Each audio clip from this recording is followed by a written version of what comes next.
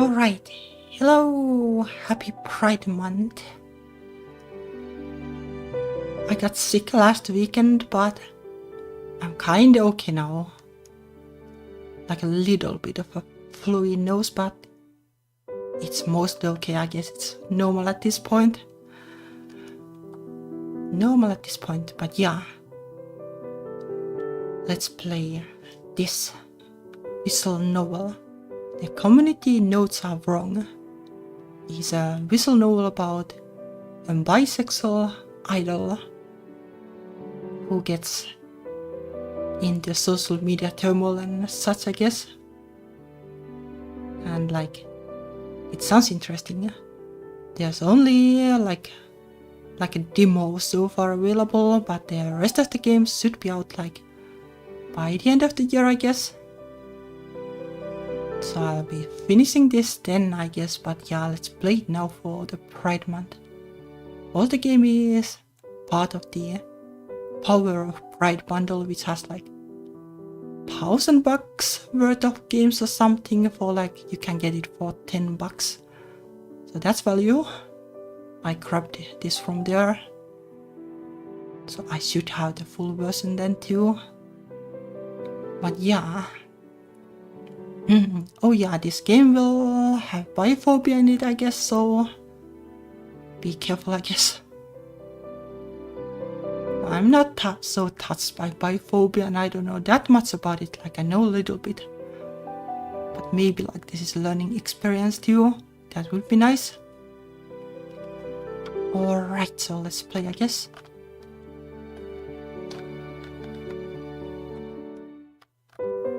Oh yeah, and though game being about a bi girl, well, there's a romance route for a guy too, but we'll be ignoring that, I guess.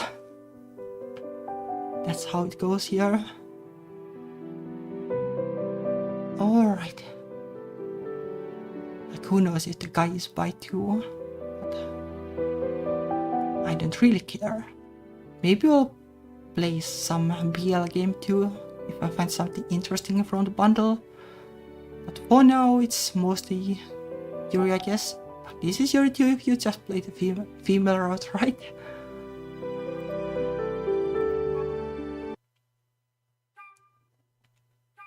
Alright, let's play the common route.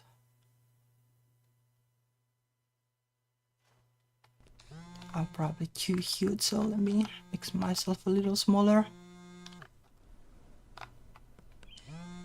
There is decently space on this side, so that's probably fine. Oh, the font is a little hard to read, but hopefully nothing too bad. I'll get used to it. I wake up with a dry mouth and a throbbing headache. The sunlight filtering through the sheer curtains is far too bright for how I feel. Headache, huh? Habit is dangerous thing. My hand reaches across the bed before I'm even fully awake, searching for warmth that hasn't been there for 3 months. Of course, the bed is cold. Dot.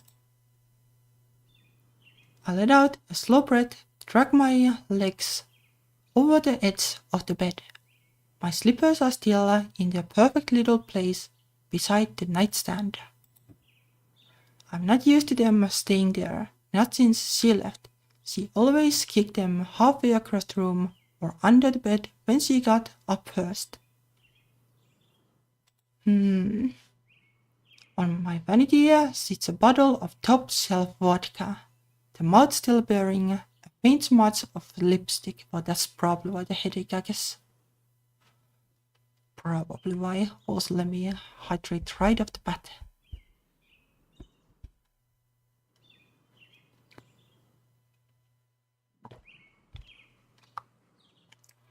Yeah, having a fever in the summer. Well, luckily it wasn't super hot day, but it was annoying. But the summer is annoying enough as it is. Really don't like the heat.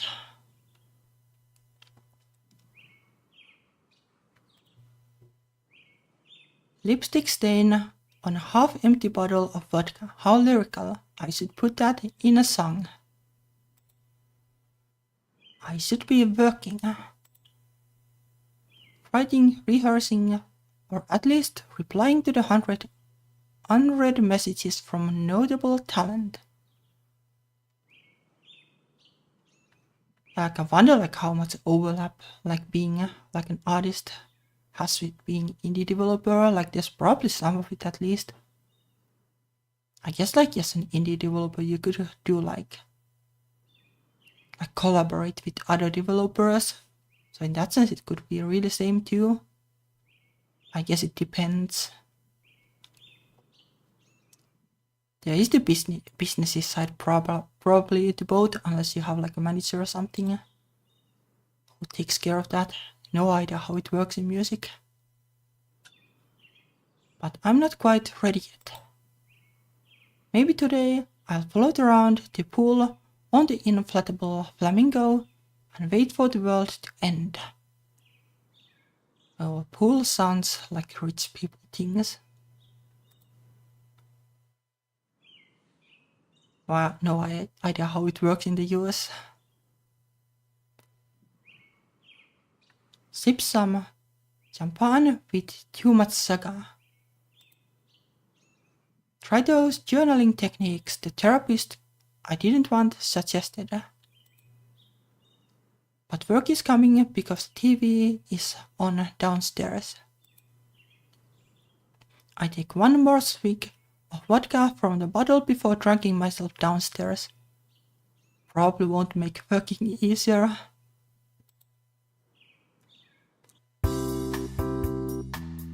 You know the spare key fob is supposed to be used only for emergencies, like a fire or a break-in.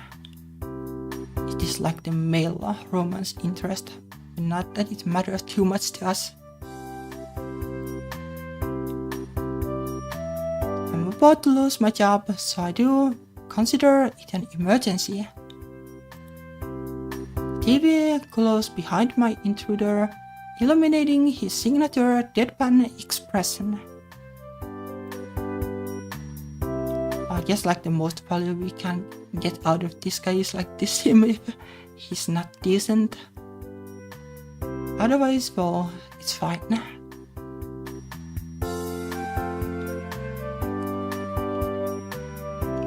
My last ex, my last ex was actually bi.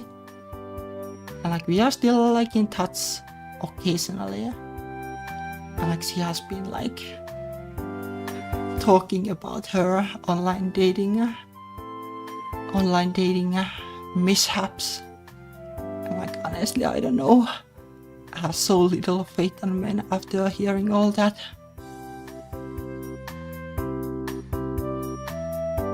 I guess statistically speaking, you're probably just more likely to date men when you're bi. Or bi woman, I guess.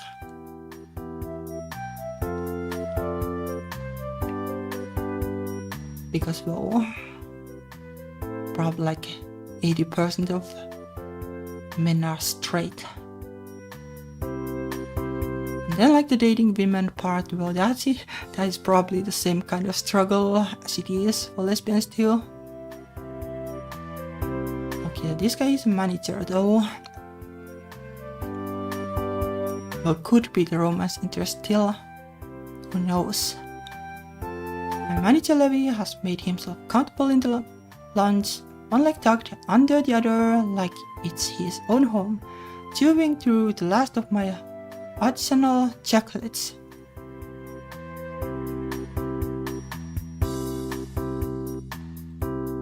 Chocolate would be nice. He has the TV tuned to a glossy talk show. You're not answering my texts or calls. I'm on my sabbatical. I have told the agency that. Notable talent doesn't believe in sabbaticals, especially not for artists who haven't released anything in a year. I know kind of that feeling. Well, I did release a game in December. Oh, by the way, like the funny thing about that is like after the release, like it got like it got nothing basically for like half a year almost. Like now it's getting like some downloads again because the bundle, but like it kind of feels like, well, games are dead unless they are free or unless they are like Silksong.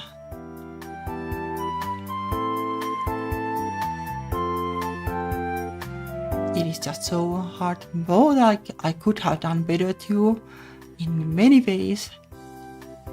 Like make it like easier to try out.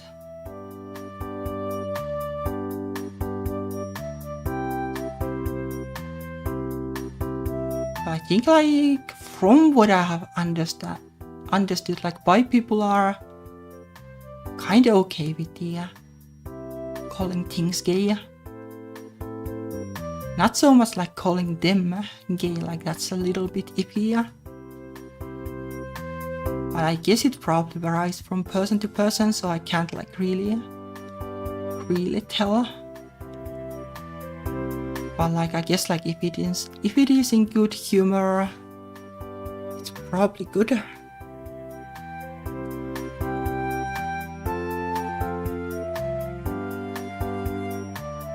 But I guess like the romance interests, like well, the female romance interest probably is gay at least, so there's probably that.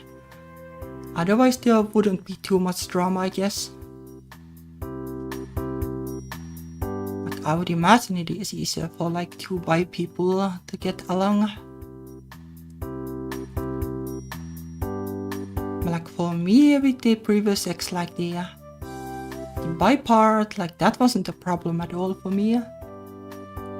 But I can't see like why it would be a problem.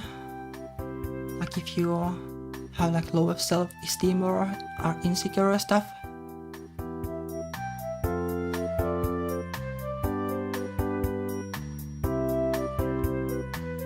Yeah, I think that's probably fine.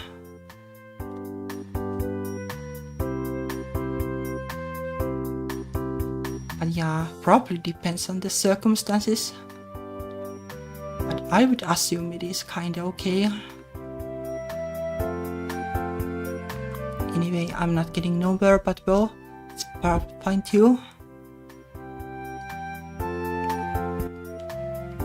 Like this is a demo, so it's not like super long, so there's a lot of time for yapping. That really puts the wind back in my sails, thank you.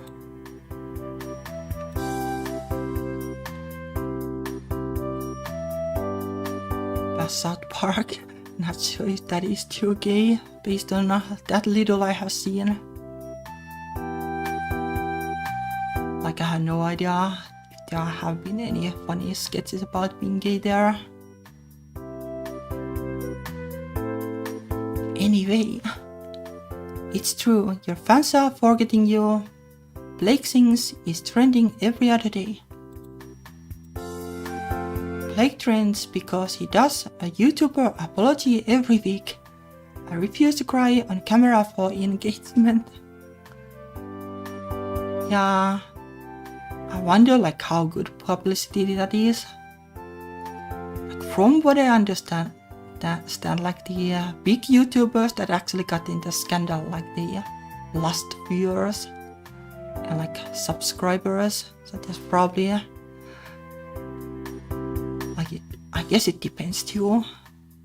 I haven't gotten into the online drama myself, but hopefully this game will be prepping me for that just in case.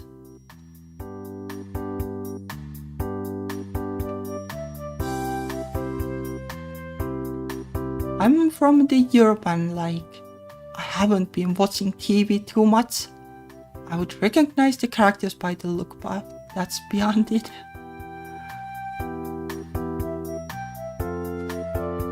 South Park I watched like maybe like 2 episodes or something because somebody else was watching back home way back in time.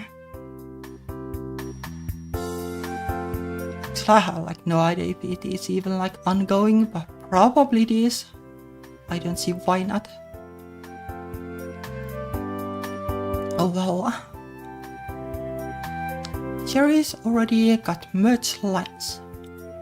He gestures to the TV where Jerry is mid-interview on a glossy talk show set. So Jerry, now that you have made the jump from social media influencer to full-on recording artist, what's been the biggest change? Oh, the expectations. You go from people saying, "Oh my gosh, we love ya" covers to "Can ya top the charts?" And Jerry's like, "Yes, whatever, Jerry girls, peace." So she got signed. I didn't expect that.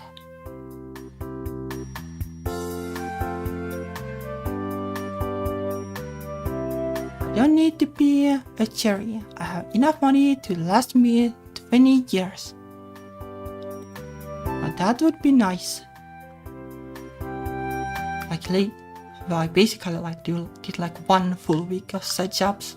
Now I'm kinda okay on money for like at least a month. Like that lowers the stress level so much. Like the worst is like when you're not sure whether you will be safe because the money situation. That is so stressful. Levi picks up the box of nuts and chocolates and jabs my chest with it. Not if you keep living like it grows off trees. You are the poster child of lifestyle creep. Look at this place. Do you even use all these rooms? Well, I haven't gotten this far yet. Like, I'm still like in the mindset like every penny is like important, because who knows when the money will be, or there won't be money anymore. Levi's voice grows serious. Ella, you have got to move on from Romy. It's been 3 months. I guess Romy is the ex then. It's the first time anyone has said her name in this house in weeks. I stare at the television, not really seeing it anymore. As if 3 months is enough to get over the girl you loved for 5 years. Yeah, I guess it like depends how long it takes. I'm over her. It's done. I haven't texted her in weeks. I'm the pinnacle of sobriety right now. Texted in weeks. And it's 3 months. Well, I guess it's not bad. Sometimes like the breakup doesn't need to be super harsh, but probably might be like when it was like the love of your life or something. You smell like vodka. You're just full of compliments today. Is that a compliment? Is that how it goes? Levi sets down my chocolate, then rubs the back of my neck, the way he always does when he's about to pitch a business deal. There's a job. I'm on break. You haven't even heard of what it is. I don't need to. If it's from Notable, they already know I'm not working right now. It's not a full return, just one track. You're singing for a film. Just one track is going to signify to my fans a full return. I walk over to the counter, open the fridge and close it again without taking anything. Like, how much of a concern is it even that like that the fans have expectations.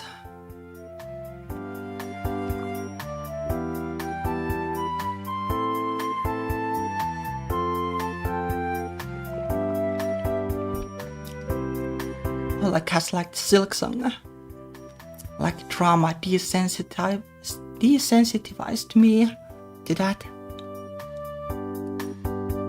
Like comparing everything to the Silk Song, like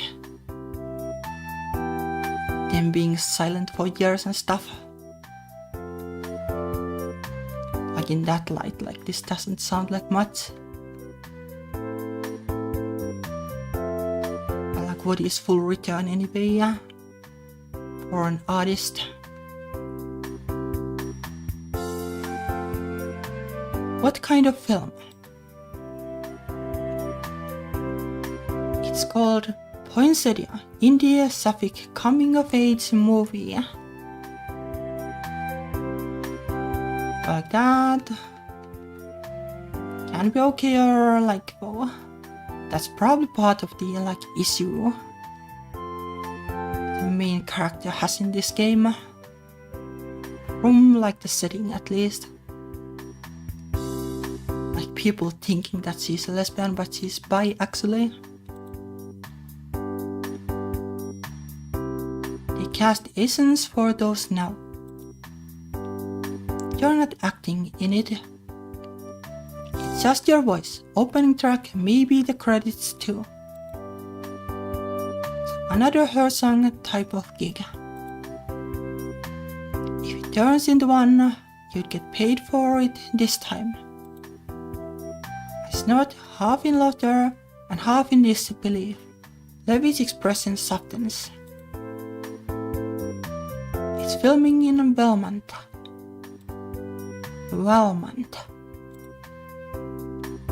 That gets me. I know my face gives it away.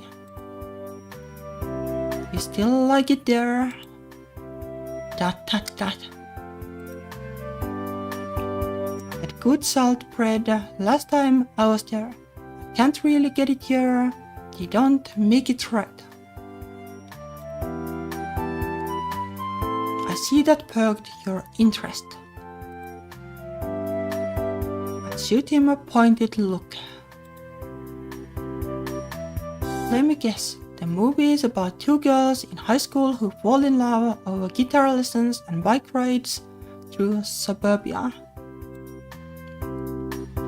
Close, except it's film class and bumped cigarettes on the rooftop. In other words, I'm too old to be the voice of teenage heartbreak Levy. You're never too old to get an easy paycheck for sounding a little devastated. I'm naturally devastated, I should be charging extra. Then it's perfect. Just show up and be your charmingly bitter self. The problem with having the same manager since your debut is that he knows exactly how to get you to take a job. He grins like he knows exactly what he's doing. I don't know, like, is that a bad thing? Like, I don't know, you're an artist, like, hopefully you like doing the job. So I guess, like, both there's the breakup drama, I guess, but still, like, actually working, like, it can be good escape for that too. The TV is still running in the background. Jerry's voice is still blaring faintly, but I'm not really listening. Well, Monta. Let me make it clear, I'm not committing to anything. That's my girl, I'll start packing my bags. And Levy.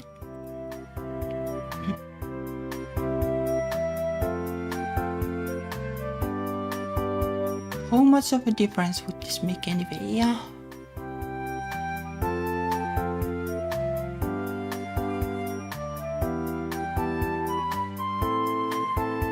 Give me the key back. hold out my hand, palm up. Levi jingles the keys in his pocket. This old thing. I thought it was a souvenir, a memento of the time I had to drag a certain pop star out of the jacuzzi because he thought going for a deep drunk was a good idea. Okay, so the main character has had this issue before too, or maybe this is the same time period, who knows.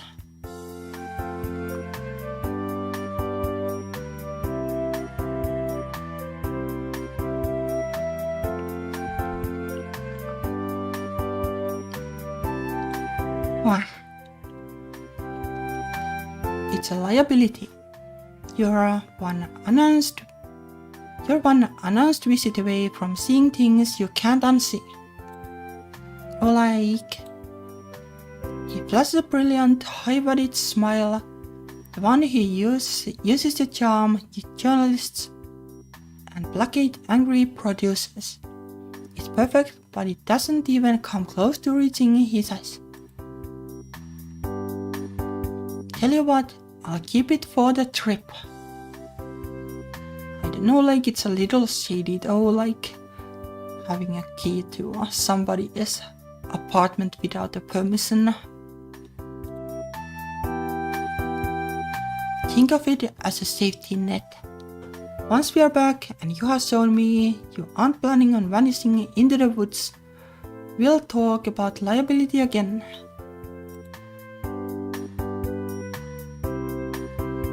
It's basically like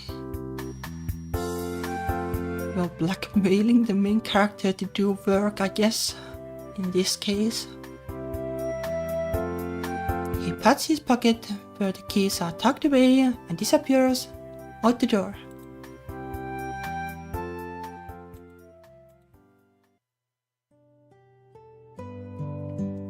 Belmont is exactly how I remember it. Just outside my hotel sits a plaza washed in light, the cobblestones shining like they have been freshly polished. I walk slowly through the square, letting the cool air settle around me. Few cafes are already open, chalkboard menus advertising morning specials. There are also couples everywhere, hands brushing across cafe tables, heads resting on shoulders, shared earbuds, stolen bites of croissants.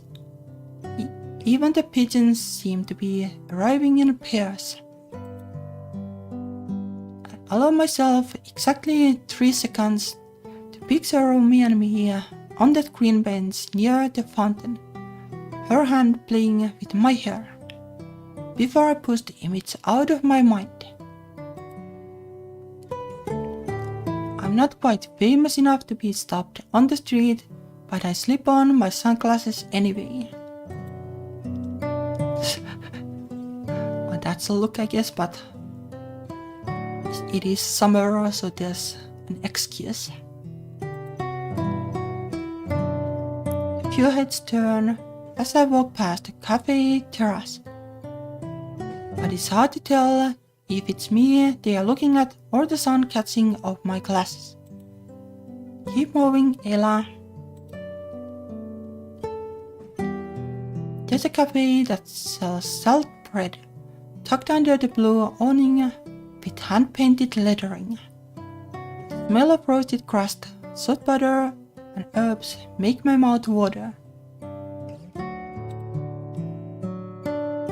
Pull out my phone and check the message from Levi again. Call time 1:30. Studio address already pinned. Looks like I have just enough time to pick up the bread.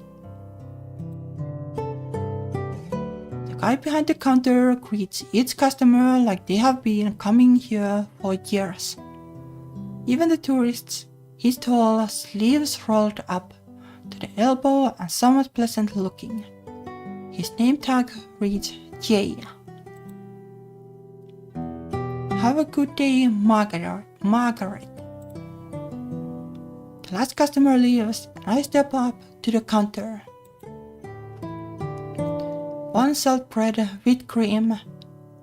Long black to go, I guess. Nice hair. The blue streaks are kind of punk for this part of Belmont. What can I say? I'm rebellious at heart. He grins. It's easy, maybe rehearsed. He does this every time he's alone in the cafe with a girl. Let me guess, visiting. Working. In Belmont. That narrows it down to art, film or international espionage. Let's say music. Even better, artists tip well. Yeah, not sure how that goes. Not sure, like these days you hear a lot of artists struggling. He takes a paper cup from the stack and uncaps the marker with a satisfying pop. Name. Just write A. Should I be asking for an autograph? Or charging extra for this level of intrigue? I'm intriguing to you. I don't know why I said that. It's too flirty. He slides my coffee and spread across the counter with another easy smile. It comes with a loyalty card. Oh, I won't be here for long. You can have the card back. Belmont's got a way of making people stay longer than they plan. You might end up writing a whole album here. I love, though a bit sadly. Notable is not going to let me stay for that long. I could be gone by tomorrow. But you'll be around tonight. Tonight there's this pop-up thing happening on the street. Food, music, wine. You might like it. I blink. He's casual about it, like he asks girls out between lows all the time. Maybe he's just good at customer service. Maybe it's been too long since I have had sex, but this face is distracting. I'll think about it. He got a reason to say no. Maybe I... And then, as if summoned by the universe, the opening chords of Recklessly float in from the cafe radio. Oh, let me hydrate.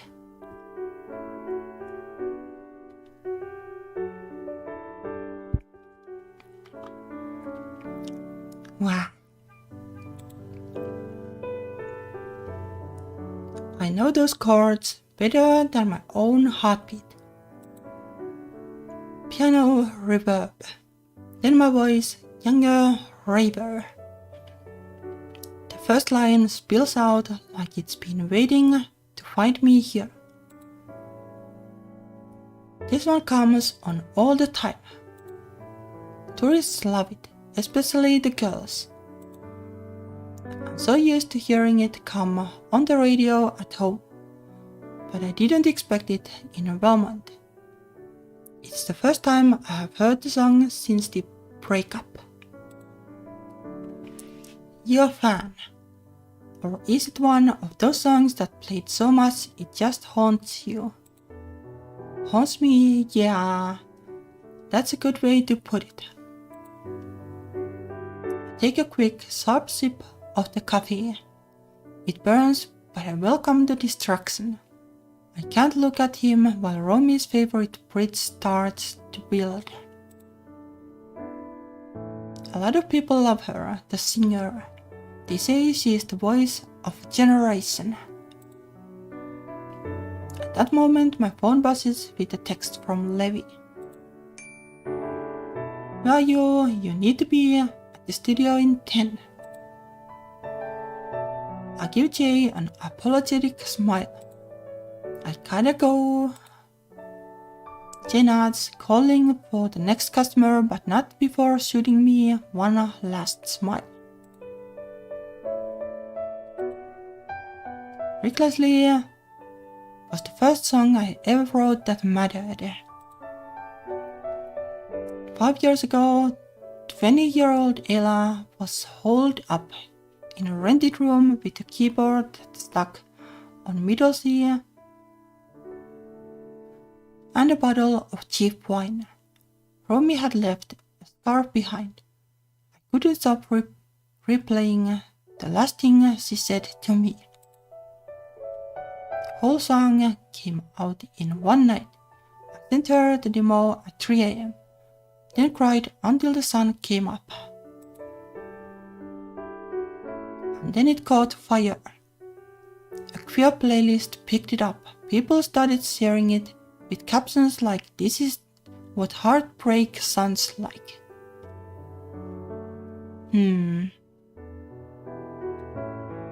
More like if only it were this easy.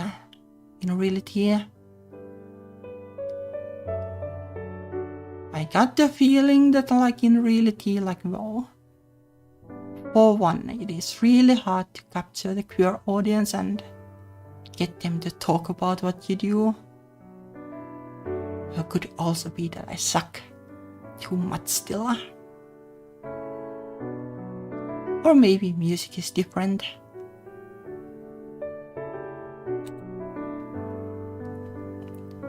When Notable Talent called the next week, I remember thinking the email was fake.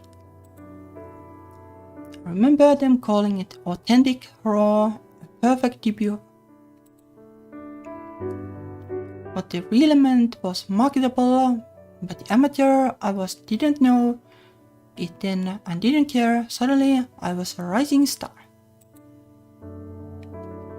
Recklessly turned into the lesbian anthem.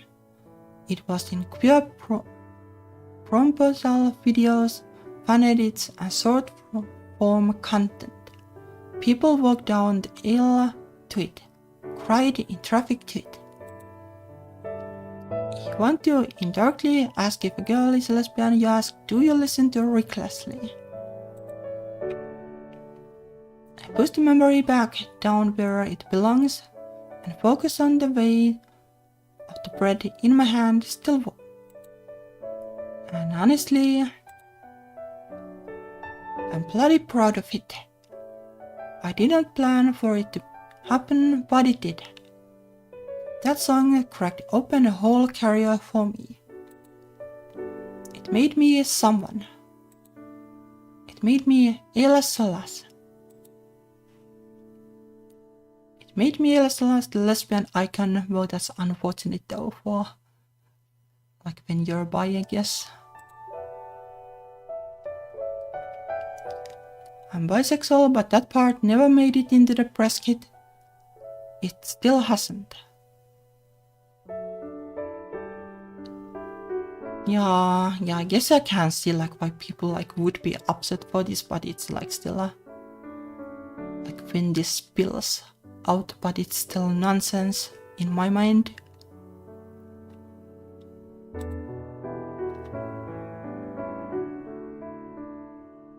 Romy wanted me to call myself a lesbian, so did Notable Talent. Easier to sell something the radio publicly believed in. Something the public already believed in. But that's a big no, I guess. Also, this is this is kind of on a red flag territory, I think.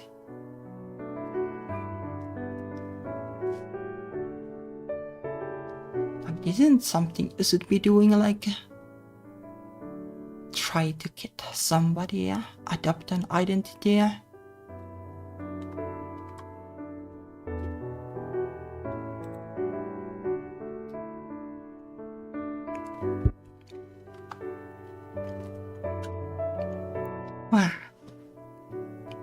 It was close enough to the truth. I wrote recklessly for the girl I loved. and I didn't imagine I'd ever stop loving Romy. Yeah, but I don't know.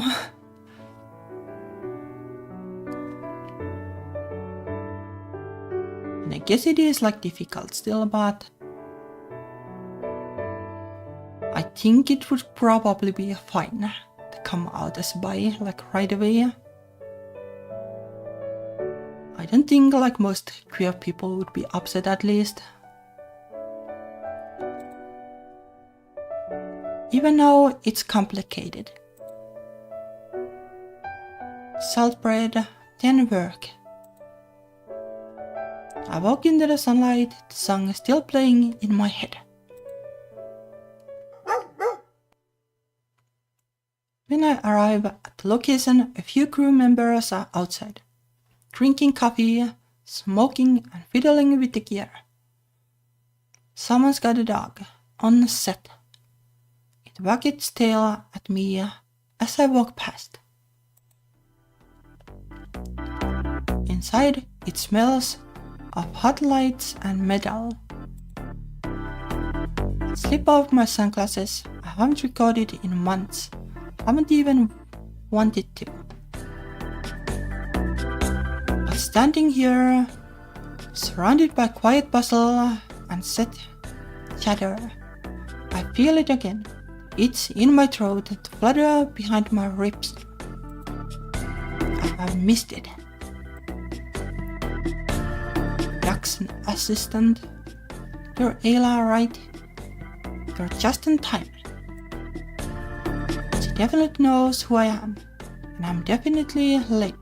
She's young, probably I'm working for free. She hands me a paper cup of herbal tea. We have got a green room if you want to chill before suncheck. The director's just wrapping upstairs. I'm good here. He gives me a thumbs up and disappears behind a curtain. The recording studio is already half set. A painted park bench under a fake oak tree. Soft petals are scattered across the ground like someone's idea of love. It's sweet, a little on the nose. I don't hate it. Alas, alas. That's a look. At her. A boldly dressed woman approaches with a clipboard and a megaphone. I'm Sophia, directing this thing. Just want to say your songs got me through my first real heartbreak. Happy to be of service. I will probably want an autograph. I hope that's okay. Of course it is. She was before getting into business. We'll start light, ambient, soft strings, space to breathe. We are going for something vulnerable but grounded, nothing overproduced. I wonder like how this works, like surely you would have to like compose the song first. Maybe this is like the body part where you gather the data, like what you're supposed to make. At least like no way I would be able to make a song like on the spot.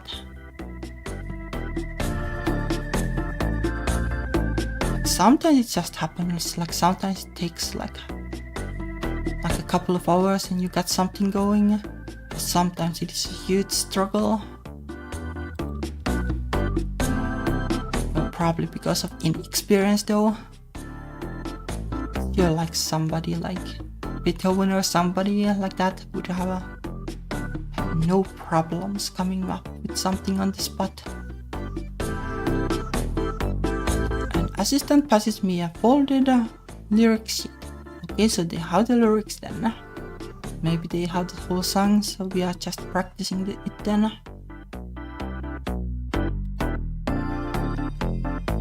Just a draft. If something doesn't sit right, change it. Phrase it how you'd say it. We want it to feel like you. Okay. Skim the lyrics. If your lines are too polished, too neat, like something trying very hard to sound authentic. But the bones are good. There's something there. Then I noticed something.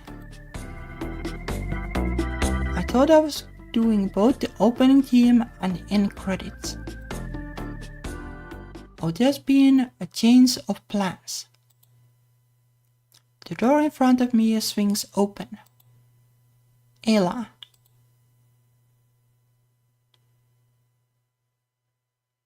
This is Cherry, I guess.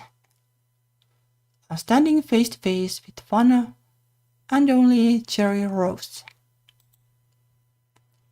They stare at each other for a second, not knowing what to say then. Oh my gosh, Ella. What? Your music meant so much to Cherry.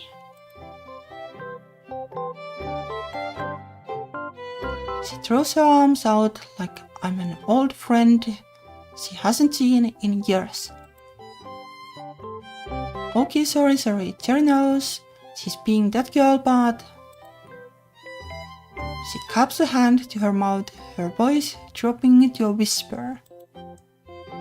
Ella's music helped Cherry realize she liked girls. Cherry used to cover Best Friends Don't Do This in her bedroom every night after school. Cherry's neighbors thought she was going something dramatic. Wow. I'm definitely used to fans, but I'm not used to having to work with a fan. I have seen your makeup videos too, your Cherry Rose. Cherry used to steal Ella's chord progressions and try to rewrite them. Cherry even dyed her hair blue once. It did not look like Ella's, but by the way. Like chord progressions, well, like they are pretty like standardized in a way. Unless like you get on the wacky territory. Like add this and add that and sus this and sus that. But even then, like those stealing chords, I don't know. No, I don't do it like my way of making music is like, well, smash the keyboard in a way. That sounds good to me. But I don't think chords are particularly valuable to steal.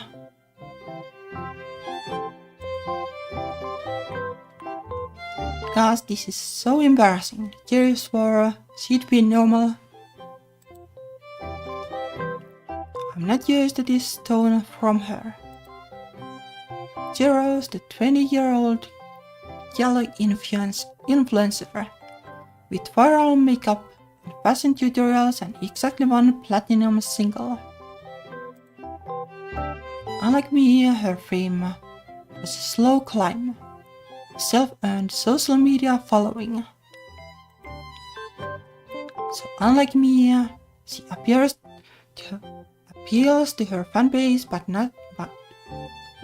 not by being an agreeable personality, but by being brutally honest. Well, I guess that's kinda nice in a way. Not sure about the brutally part, but like being yourself is nice at least. Not having to pretend is nice.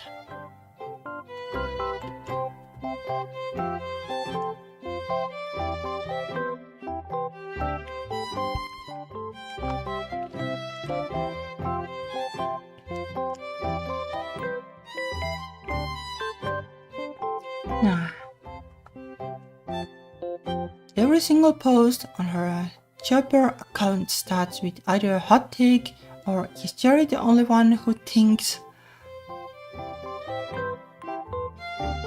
Yeah, not sure like how like brutally honest that is like in the end, and like how like authentic that is. But maybe that's why I suck at social media. I don't know, I just don't like doing this kind of things.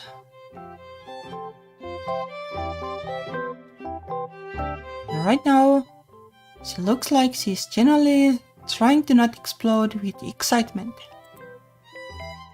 You're doing fine. Really, because internally Jerry is screaming like full banshee.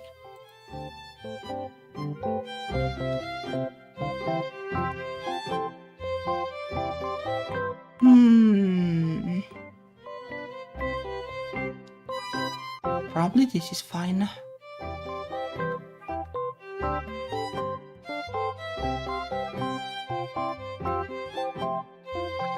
I guess like this is like a flattery territory in a way, I guess.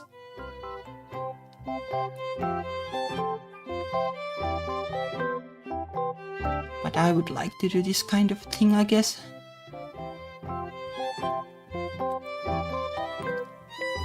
Don't worry about being normal. In this room, normal usually just means boring. I think you're cool. See, this is why Eli is awesome. Sophia told Jerry to match the room's energy, but Jerry only has one setting, maximum. Anyway, Jerry didn't mean to interrupt ya. He decided Jerry will be doing the end credits track, like last minute. I wanted a tonal shift, something more upbeat, and Jerry was like, say less. So here we are. Of course he's doing the end credits. Hey sorry, I am working off Jerry's draft. This is yours. But Jerry and the music directors, yeah, that second verse is Jerry's. Don't worry, Jerry's not precious about it unless you butcher the phrasing. I'll try not to destroy your legacy. Please, Eli is Jerry's legacy. Okay, Jerry will get out of your way. But seriously, if you want to tweak anything, go for it. Jerry trusts Eli. This kind of like talking is a little like too like odd for me.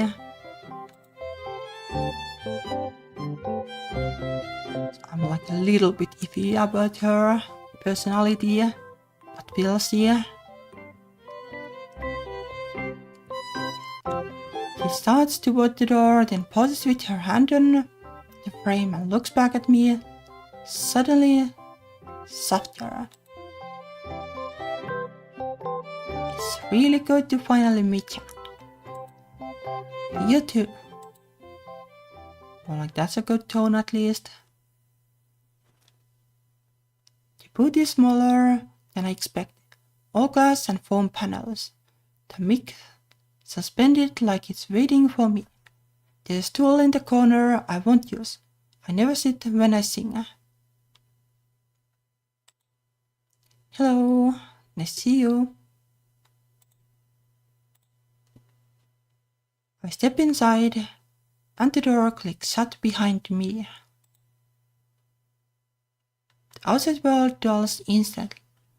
The chatter, the footsteps, and the pressure of being watched all fade into something distant, like sound underwater. It's just me and the song. I slide the lyric sheet onto the stand and read it through again slowly. I mark a line with my finger, then another. That word doesn't feel right. Too pretty. I swap it for something plainer. Whenever you're ready, Ella, we'll do a warm-up take first. adjust the headphones. The track comes in piano, soft strings underneath. I take a breath. My voice doesn't sound the way it did 5 years ago. It's slower now, shaped by time, and everything I never said through me out loud. Well, I kinda know the feeling. When I started streaming, like it wasn't such a struggle to, I don't know, just speak normally. Like these days it has been just like flu and throat issues like all the time more or less.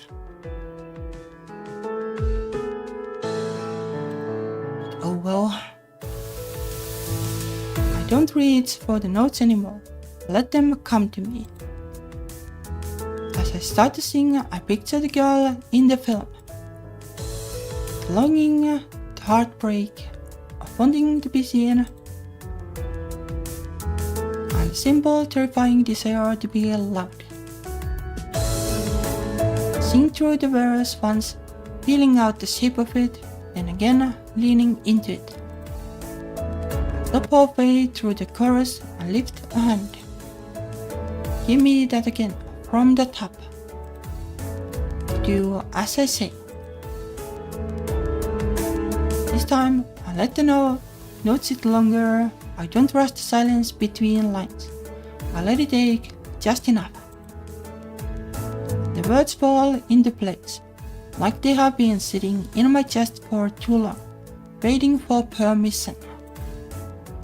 I finish the take and let the last note fade on its own, until there's nothing left but air.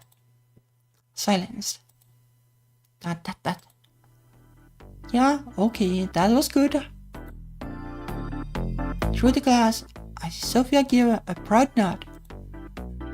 I look back down at the lyric sheet so I don't smile too much. I step out of the booth. That's it. That's exactly it. We are off to a good start. Thank you. Jerry's standing near the console, arms folded tight like she's holding herself together. She catches my eye and mouths, "Holy shit." Jerry knows she's not supposed to interrupt, but wow, that was insane. He literally fixed the song. He listened to it. I didn't fix anything. You did, you totally did. Jerry didn't even know it needed fixing until it was fixed. I realized Jerry might be the only person here who actually understands the technical and emotional labor behind singing this way. Anyway, Jerry will let you bask or decompress or whatever these serious artists do after being iconic. She points finger guns at me. Then she's gone, ducking out of the room with a wave. Sophia's already talking to the sound engineer, rewinding something, pointing at the waveform. She will probably have some revisions for me. Let me hydrate, I guess.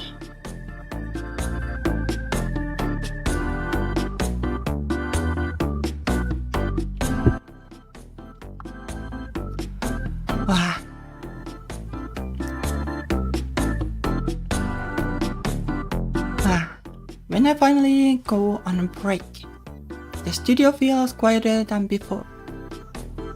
There's a lightness in my chest I didn't expect. I smile to myself. I am effing back. By the time I'm done, my throat feels pleasantly raw, the good kind of tired. The studio has shifted in the wind down mode. Crew members coil cables, dim lights, and talk in the low, exhausted voices of people ready to go home. I spot Levi leaning against the studio wall, phone in hand, looking like he's been waiting.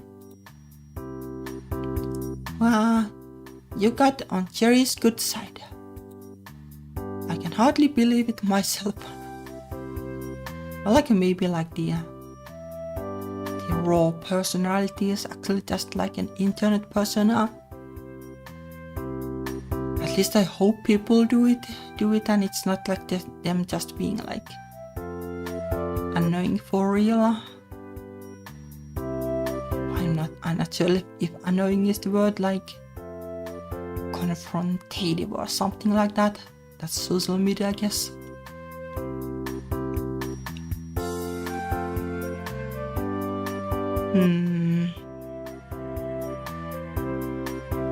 I don't know. I think my social media use is like it's kinda on brand with the like real me. Like trying to put like silly puns into the messages when possible, I guess.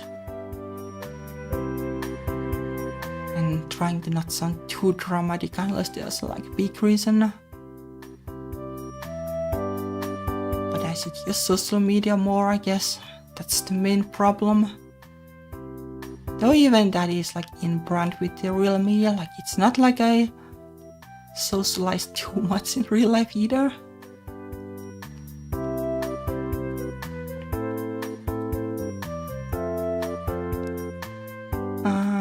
She asked me if you'd be interested in hanging out after filming. I put her number in your work phone if you're interested. Okay, now we are talking. She's young. She's a little intense for me, if I'm being honest. And I was gonna explore Vermont by myself. Like she's like 25, I guess. And Jerry is 20, I guess. It's a bit of a difference, I guess, at that age.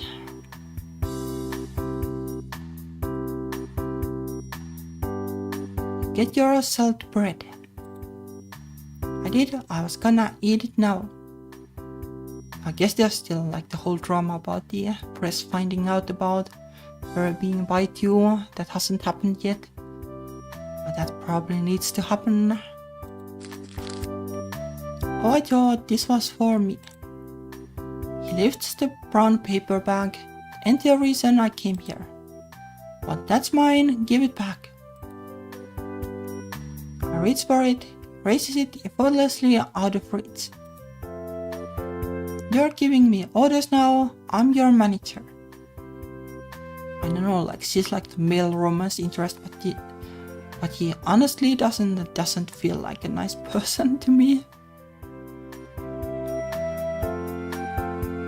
I don't know if this is like some kind of like silly thing, like trying to look tough and something like that, but no idea. Doesn't feel nice to me. But I guess I'm not the target audience to begin with. It's my self-bread. I earned it. I did the job. Not all of it. Isn't there something you have forgotten? If this is about my spending again, like if it's making her to basically buy another one, like that's just like spending more, so it's not helping at all. Levi tilts his phone toward me. You haven't posted on Chopper for 3 months. I know the vibe. I know how that goes. But Chopper aside, like social media in general, just hard to even think like what they post.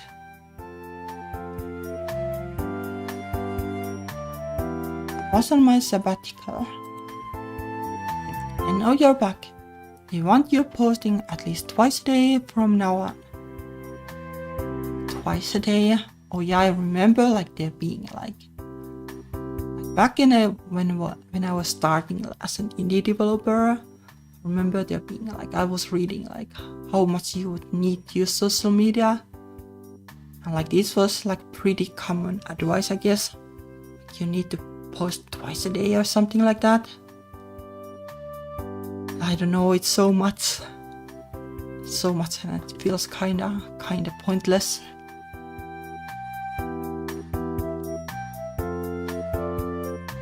Yeah, and the other advice was like try hard, basically like try to post something that is viral, but I don't know, that's just like not authentic, like why even do it? It's not you at that point.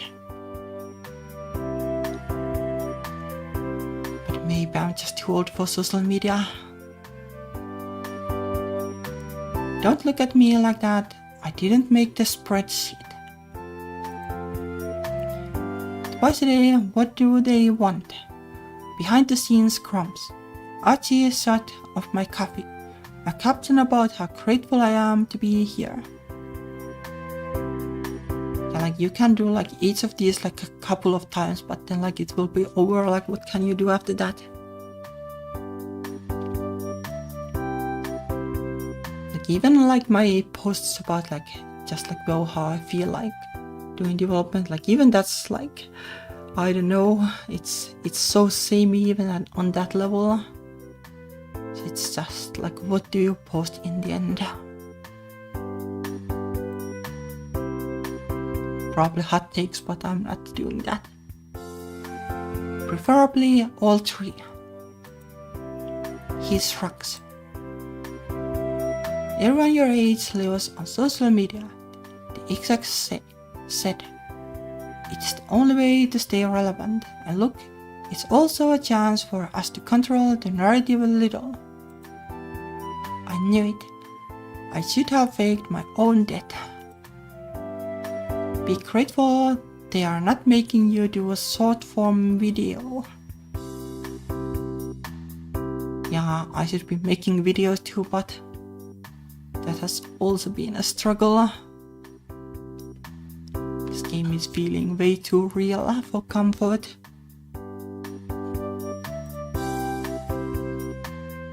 Unlocks his phone and turns it toward me again.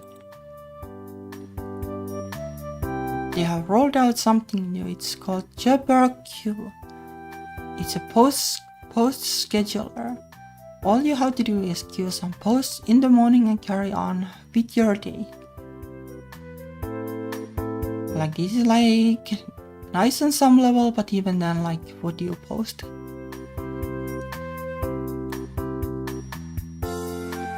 He hands me my work phone.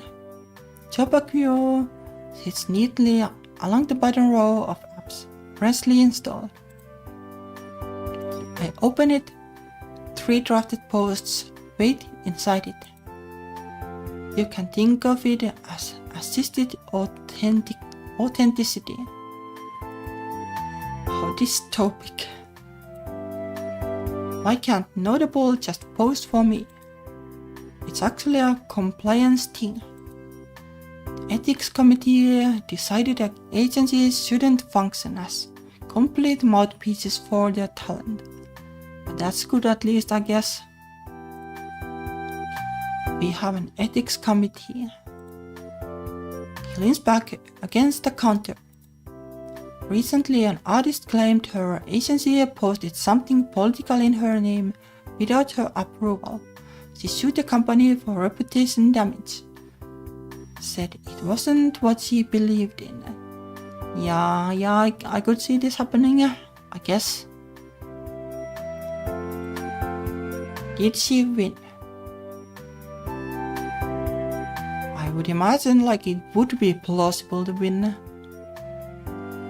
Like after all, they are like putting words into her mouth, so makes sense. No, but it was messy.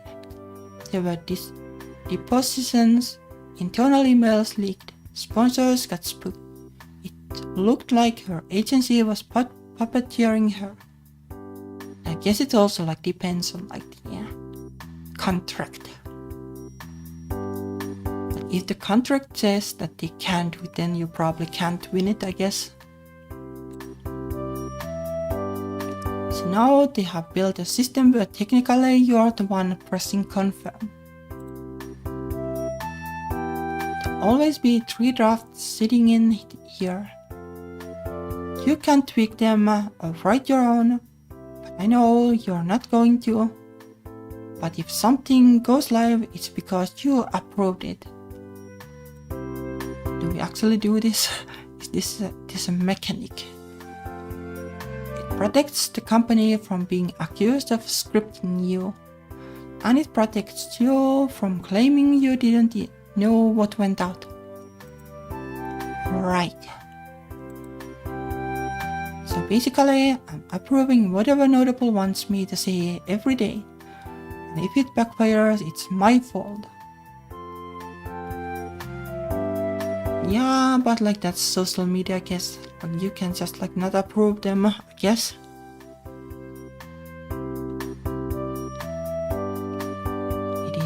It is an unpleasant job, but well,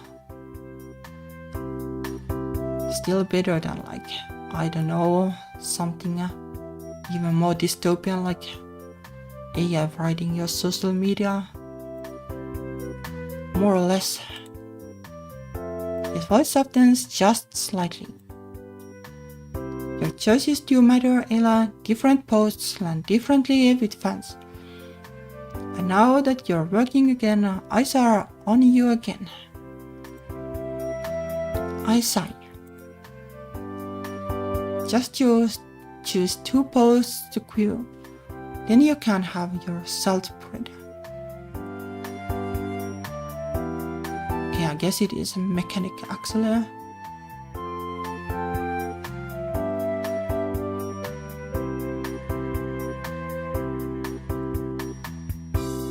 Belmont, you still look the same, in a good way. Good vibes, good people. It's so nice to be back. But that's like, surely that's not controversial at least. Back in the studio today, singing again feels grounding. That's probably kinda true, I guess. Hey Ron, sorry I have been quiet lately. I took some time off, but I'm back now. I'll be around more. Thank you for sticking with me. It's probably good, yeah?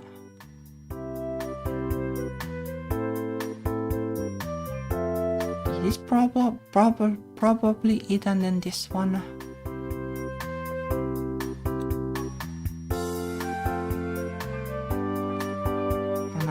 Does the order matter? I guess they go in this order no matter what. I guess it doesn't matter.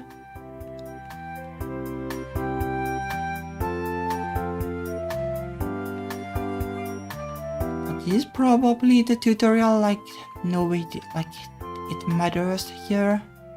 They're all the same after all. I pass the phone back to Levi. Happy? Nice. Though I wouldn't have drawn attention to my absence personally. Why not? Why not? Though if Notable wrote it, it's been approved. I tap the final schedule button and watch the little loading circle spin. The smug digital birds in the corner chirp and do a little dance. Alright done, now give me my bread. Levi lowers the bag with exaggerated care, like he's presenting a newborn. Enjoy the rest of Belmont, superstar, eat a real meal. I snatch it from his hand before he can change his mind. Fingers already itching to tear it open. I peel back the top and freeze. Half of the salted bread is gone. You didn't. Levi's already halfway to the exit, hands in his pockets as casual as sunrise. I was hungry and you took too long. Time is money, mine specifically. I don't know, like this interaction, like how can you like have like good opinions on this guy? Levi, this is a crime. You'll live. You'll be paying for the next one. Don't be late tomorrow. I take a cab back to the hotel to drop my bags off. My room is exactly how I left it. Curtains down, bed slightly unmade. The minibar remains untouched for now. I toss my bag onto the chair and flop onto the bed. There's still a glow humming under my skin. Singing again did that. The way my chest loosened, the way the rest of the world went still when I held that last note. For a few minutes, I was raw and honest. I turned over, causing the scrunched up paperback in my pocket to crinkle. Half a loaf of nowhere near enough to satisfy the craving. Besides, I'm starving. I want to fill my stomach. Maybe wash it down with a drink or two. Anything to keep my mind occupied long enough that Romy doesn't wander back in uninvited. I wonder if that cafe is still open. I stand about to pull on my black combat boots I have been wearing all day. The heavy platformed stompers picked up by notable to fit my brand. Let's hydrate.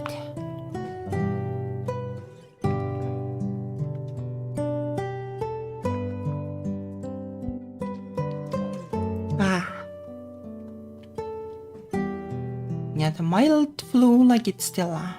I can feel it in my throat a little bit. It's not too bad, but it's kinda annoying on some level. Would be nice to be healthier, even once, but oh well. That. I'm on holiday. Maybe I should wear what I want for once.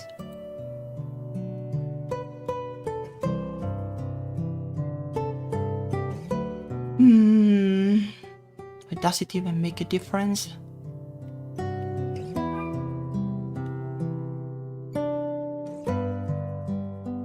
I guess the boots will probably get you in trouble when things happen in the cafe.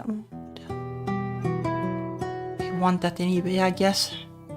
We want to see what happens. We want to see the drama. I reach for the boots. I lace them up tight, the heavy soles thudding against the hotel carpet. Discomfort to the vein. When I wear these, I know exactly who I'm supposed to be. I grab my bag, toss my room key in, and slip out the door. The sun is already sinking by the time I head back toward the cafe. The festival has spilled fully into the streets now. Pop-up stalls crowd the stone paths, strung with warm lights that flicker one by one as the sky softens in the gold. There's music everywhere, from live guitars to teeny speakers to someone singing over a shared bottle of wine. The air smells like sugar, smoke, and skewers. People drift in loose, happy clusters with no one in a hurry and everyone deciding what to eat next. But there are occasional like this kind of events here too. It's nice. I weave through the crowd, letting the noise wash over me. By the time I reach the cafe, Jay is just locking the door, keys jangling in his hand. Ah, you're back. One salt bread, not enough. My manager stole half of it. Please tell me you have leftovers. Nope, we sell out White afternoon every day. He pockets the keys, studying me as if I'm a puzzle he's enjoying. So what have you got planned for the rest of the night, mysterious lady? Dinner. I'll walk around the festival for a bit first, as per your suggestion. Mind if I join you? The last of the sunlight catches in his hair, turning it to the color of polished copper. For a second, it's hard to look directly at him. That. I pause, Levi's words drifting into my mind. You have got to move on from Romy. Sure. He grins easy and nonchalant and falls into step behind me.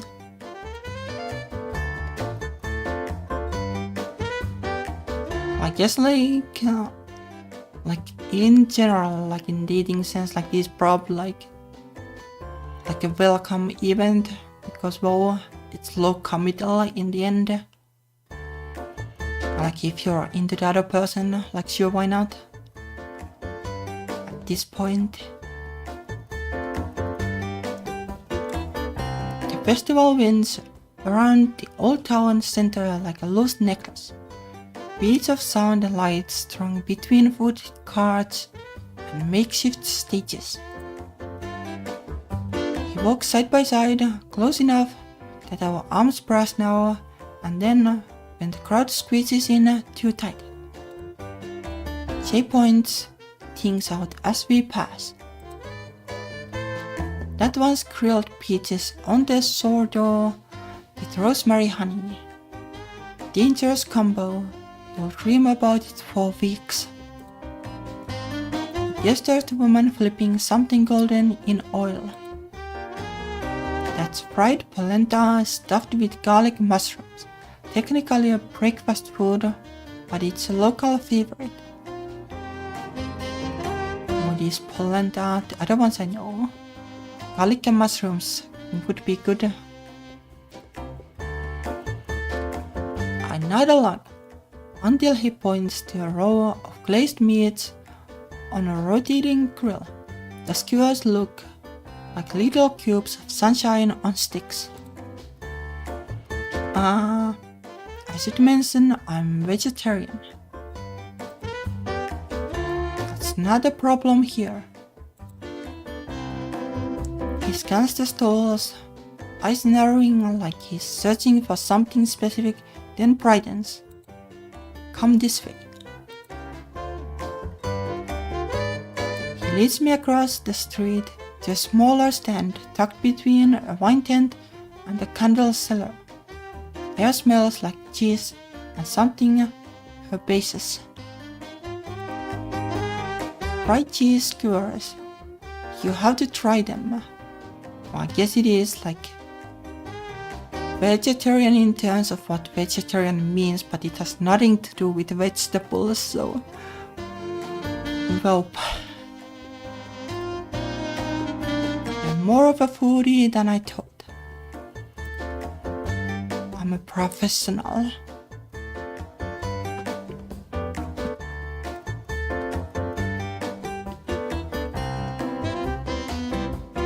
The vendor hands us 2 skewers, each one stacked with cubes of golden crispy cheese, threaded with sprigs of rosemary.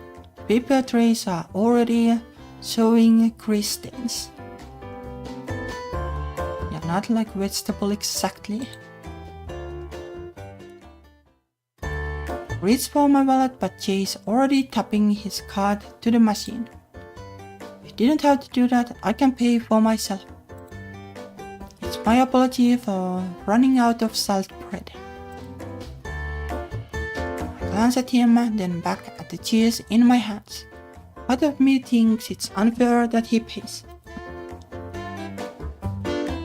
Probably out-earn Jay by at least 10 times, maybe more if notable talent isn't lying about royalties. Romy never once paid when we went out.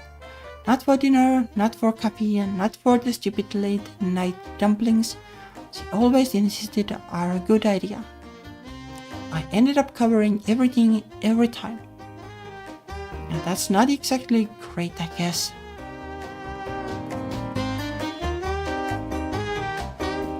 I would feel bad about this at least. On like both sides of this, basically. And then there's Levi, who is always finishing my orders and now stealing bites out of food I paid for. But that's a bad feel on a different level. Thank you, Jay. Sometimes it's nice to be treated like a normal girl. Well, depends on like what is normal. Probably normal when a guy is treating you bad though. I think women are like 50-50 kinda normal. We keep walking. There's small stage near the fountain now, lit by soft yellow bulbs. A girl with hoop earrings and a battered acoustic guitar plays something slow and rhythmic into the open air. People have gathered in a soft half circle, wine cups in hand. We stand and watch for a while. I was in the music. My shoulders are touching Jay's again. You still hungry? A little. Let me take you to one more place. The taxi led us out in front of a sleek building with a restaurant in the top level just above the city lights. Inside the restaurant, floor-to-ceiling windows offering a sweeping view of the city at night. Tables are dimly lit by candles and the faint glow of hanging lamps. The food smells of saffron butter carried by well-trained waitstaff who sweep gracefully between tables. Just plays on the speakers. There's no denying it. It's a romantic place. Everything about it feels created for intimacy. Gus and Steve don't go on dates often. He's calling it a date. Not really. When the waitress comes, she takes the menu without asking and places our order. He remembers to choose vegetarian dishes for me. Like I think like this is like bad manners on some level though. Like I think like the code is that like you like choose for yourself and like ask like whether the partner is ready, and when the partner is ready then you order. So this is like a little iffy, at least to me. Especially like choosing for the other part. Truth be told, I just got out of a 5-year relationship. 5 years down. Yeah, and you're the first person I have gone out with since. That explains a few things. What happened between you and your ex? Which stupid guy let you go? Woman, it was a woman. His expression shifts, surprised, not put off. Also, you're a lesbian, but that's not how it works. Sort of, but that's not exactly how it works either. Why can't you just say bisexual here?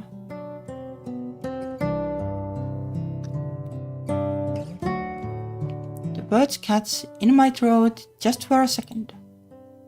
I'm sorry, did I misunderstand things? I didn't mean to. It's fine, I meant to say, I'm not a lesbian, I'm bi. I don't talk about this, I never talked about this, not to journalists, not to interviews, not even to most of my friends. Now I just said it to a man I met this morning over a coffee order. But he doesn't know I'm ALS. I'm just a regular girl coming out to him. It's just easier to say I'm a lesbian. Like, I don't know like how it's exactly easier though. Bi is shorter too. Right. Like, how is it easier? Wait, why? He asks it simply without an agenda, like it's a normal question. It makes it worse because now I'm either going to lie or keep going. My ex was my first love. We were together for 5 years. The first year was really good. I leave out the press, the marketing, the way people turned our relationship into a headline. Then I started traveling for work more, being away. And I suppose while I was away, mental health was a struggle for her. Drugs were a struggle for her. It affected how I was treated. I say it in a passive voice, it's easier that way. The waitress returns, placing a wild mushroom risotto in front of me and a fried tofu dish in front of him. Both sound pretty good to me. Being bisexual became a problem. She worried constantly that I'd leave her for a man. Yeah, well, like that's kind of a yikesy, to be honest.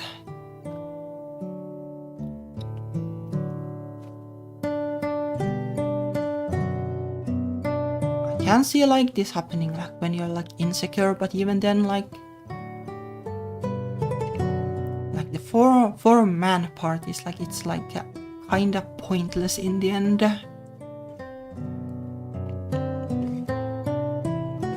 Like in the end it boils down to like just being left, right? So I don't like fully understand it, I guess.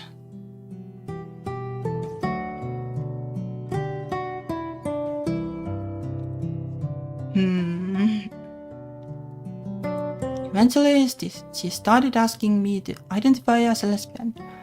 Said if I didn't, it meant I wasn't loyal.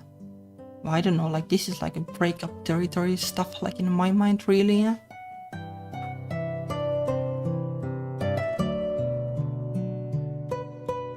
this is a yikesy, like trying to push like identity on somebody and then like. I guess this is kind of like paranoid level things too.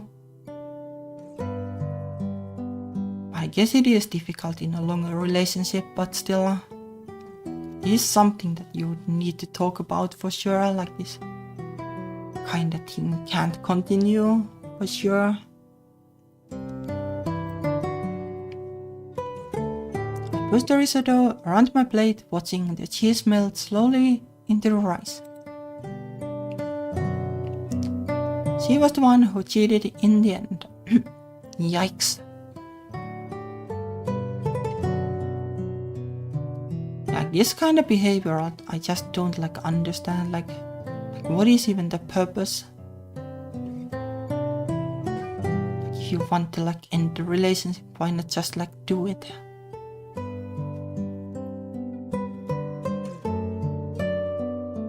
I really don't understand it, like it accomplishes like nothing. And like you accuse like the other person of like not being loyal and then like cheat, like what is that, like that is hypocrisy, I guess. I don't say Romy left me for another lesbian. I think that like that is like very besides the point though. In the end, I can't prove that's why.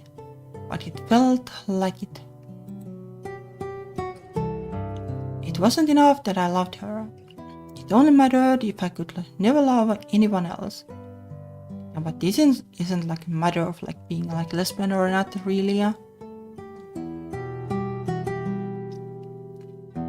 like then there's like the whole other can of worms like being poly or not, I guess, on top of that.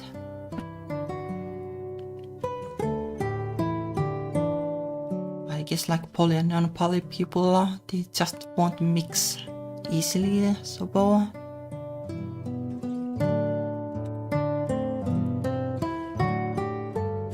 I look up.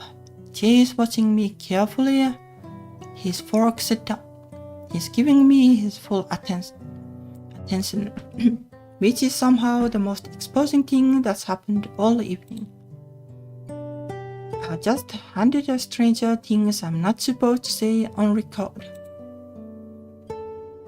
I don't know what possessed me. The wine, maybe the festival. The fact that he paid for the cheese skewers and asked no questions. The fact that he doesn't know who I am. Like there's a possibility that he does know, like he's like a paparazzi or something. Who knows? Or maybe just nobody is asked in a long time. Sorry, I don't know why I told you all of that. Yeah, I see. I'm sorry, He says it gently, carefully. It's okay. I mean, I think it was my fault too. The whole label thing was stupid. If lesbian meant that much to her, maybe I should have just... No. She cheated. That wasn't you. You didn't make her do that. Yeah. I glance up. He sounds genuinely angry on my behalf. The lights outside twinkle like scattered sequins over the city. For a moment, we just sit there, candles flickering between us. You know, it's alright, I'm bi too. That catches me off guard. I mean, I have never been with a guy. All my past relationships have been with women. Overall, I prefer women, but I don't know like how this works. Like on a dating website, like this would be kind of like, is this like just trying to be like, I don't know, like trying to play good cards so that you get into somebody's pants, basically.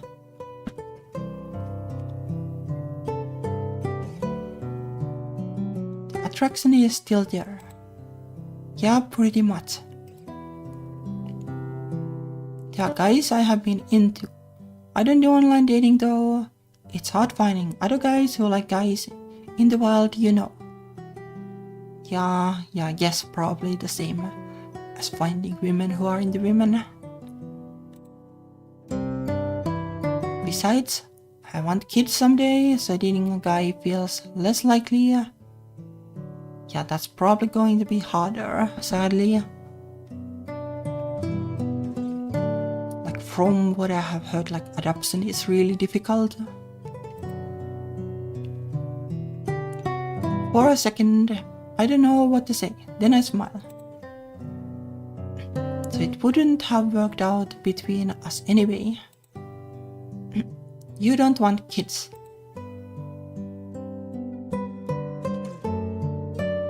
I don't know, let's just make it easy, I guess. We are the like corporate or music industry, workaholic kind of thing, yeah.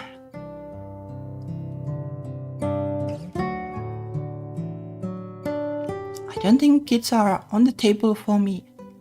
I've never seen the appeal of parenthood. She chuckles, returning to spearing his tofu. It wouldn't have worked out anyway. I can't see myself leaving Walmart. The cafe is my home. Let me hydrate.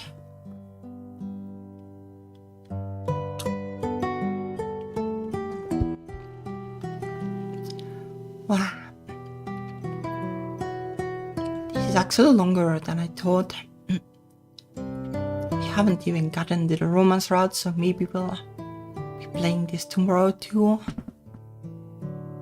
I'll be doing like an extra long weekend all the way to Monday.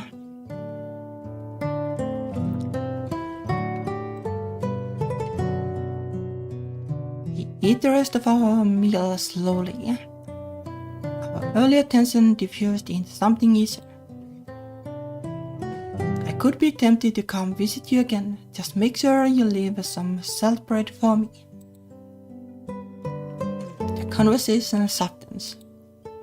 We talk about lighter things, like the kind of customers she hates the most, tourists who ask for plain toast and tip in coins. He tells me how the oven broke mid-morning rust once. He jokes the cafe was going through a raw food phase until the technician arrived. Without the tension of possibility, maybe even because of it, I feel closer to him now than I did before.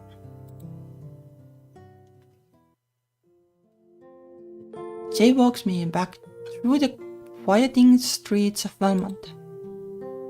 By the time we arrive at the hotel, we are talking like old friends.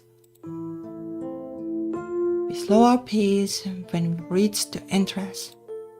For a moment I consider inviting him in.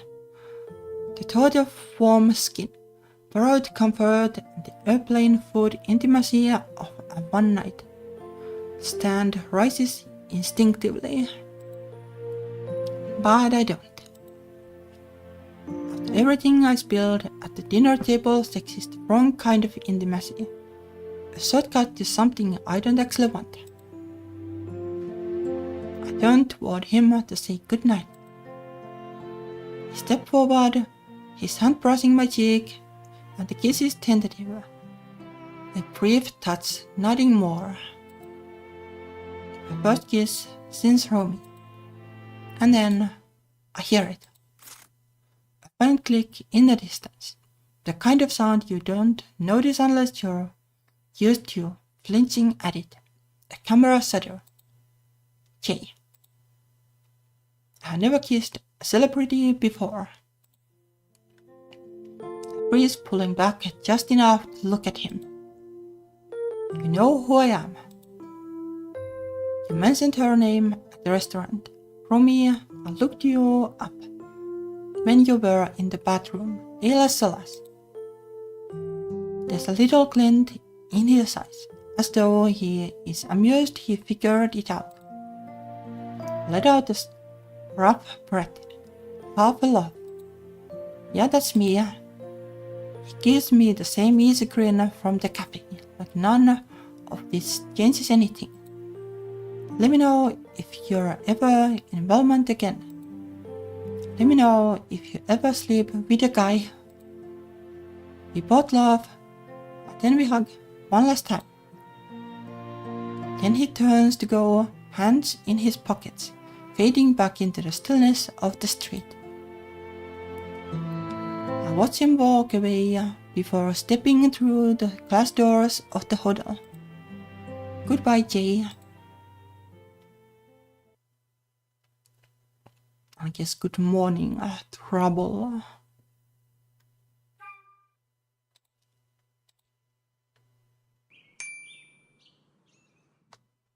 I wake up later than I meant to. The curtains are still shut, but the late morning sunlight filtering through them have turned the room a hazy gold. My phone buzzes a few times, probably wondering where I am. I didn't give Jay my number. I should order room service, something ridiculous just because I cannot charge it to Notable's card. There was an ad for gold flake waffles in the hotel elevator that feels like the right level of indulgent. It's my last day on set. Sophia suggested Jerry and I do a harmonized tag at the end of the song. Other than that, it will mostly be the filming of promotional clips, behind the scenes footage, and fake laughing with the director. I can handle that. My flight is at 7 in the evening. I'll be home before midnight. Phone buzzes again. I roll over and pick it up. Notifications flood across the lock screen. All of them are from Chopper. Is it the posts I scheduled? The first few are just noise, then they start to take shape. Wait, the rumors were true. We really can't have anything. Another queer bidder exposed. Please tell me it ain't so. Why do bi women always end up proving the biphobes right? Are we just an aesthetic to you? Oh, okay, so now dating a man is a crime. You guys are pathetic. I blink hard, my heart is already starting to pick up speed. And then I see it. A photo, grainy, zoomed in, me and Jay kissing. The lights from the hotel lobby glow in the background, and my hand on his chest, leaning into him like a romance film poster girl. The caption reads, lesbian icon Elisela spotted kissing a man in Belmont. It already has 10,000 likes. My mentions are a war zone. Remember when I called Elisela a fake les? Like last year, lol. I was right. Well, I guess like on some level like this is true. Being bi is a little different, for sure. Explain. Please tell me that's shocked and you're not dating some ugly male. That. I should stop reading, but it's like some invisible force is compelling my fingers to keep scrolling, keep spiraling. Yeah, well, like what can you do at this point? Like at this point you can post, I guess, like, you know, the truth is that I'm actually bi.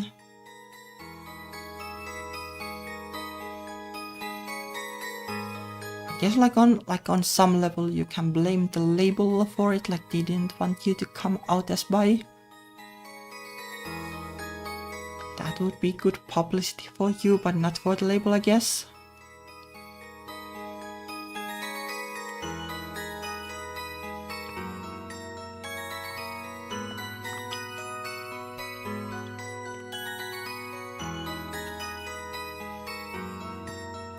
I need to say something, anything. I need to pause to clear the air. I'm still staring at the screen when there's a knock on the door. It lights me, let me in. I move to get up, but before I even reach the handle, the door swings open. Just kidding, you think I wouldn't take the extra key. Levi. Is he here, the guy? Levi, my Chopper account is a mess. They are saying... Yeah, I saw someone had an exciting night. He's hiding how much the situation is spiraling to protect my feelings. Don't worry, no double is in damage control mode right now. It's still early stages, and mostly from nobody. We can get the post deleted, claim it's shopped, say it's not you. Yeah, but I don't know, like that sounds like it wouldn't work. And it's like really risky. Surely it's easy to just post like, though I'm actually by the way. The notifications keep coming. One in particular catches my eye. The photo is real, guys. So Elisela at the restaurant with the guy. It's accompanied by a photo of Jay and I at a restaurant taken in good lighting, the quality of the photo impeccable. How should I respond? They are all asking me to respond. Levi reaches to take my phone from me, but I cradle it to my chest before he could take it. His hand drops to his side. Let's just get to the set, Ayla. We'll sort this out, ignore the trolls. He rests a hand on my shoulder. I let him pull me up, the phone glued to my hand. Levi calls us a ride. I'm in the back seat of the taxi, still glancing at my phone at the oncoming barrage. Some claim Jay is married and I'm a homewrecker. Others claim I cheated on Romy. People are still stitching together old posts, screenshots, interview clips, trying to prove one of the above. You know, Ayla Salas, it's not even the fact that you're not a lesbian. It's that you effed up. You effing let us believe you are. Your fans felt represented by the narrative you sold. If you were bi or straight, why didn't you say so? Like this is also like tricky, like it is kinda true, but I don't know. It's kinda true, but like it's really mean. Even then.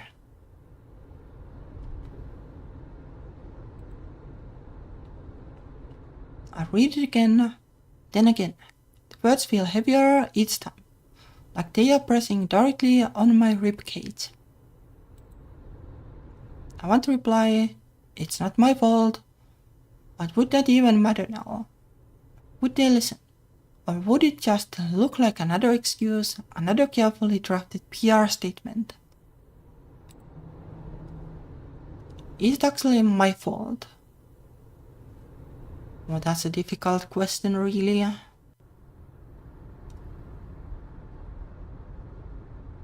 Like, I guess like she hasn't like exactly posted that she's a lesbian, so it's not exactly her fault, I guess, but even then. And I guess like in some cases in life, like well, you just realize that well, things are a little different than you expected. But that's also a possibility. So it's a little yikes to go so hard on like accusing her on anything.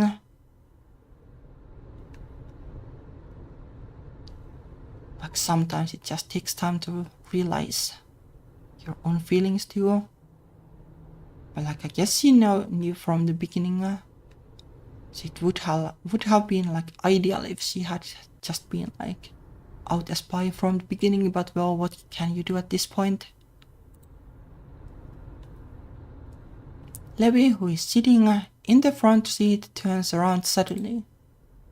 If you're still looking at your phone, stop. I know. No double is on it. We are drowning out the comments. I don't know about that either, though. I don't think that's quite the way to handle it.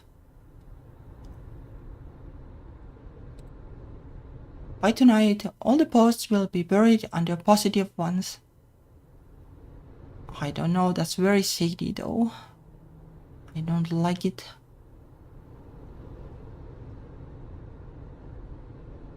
It's kinda odd because like I'm not like personally like affected by like social media that much. Maybe because I use it so little in the end.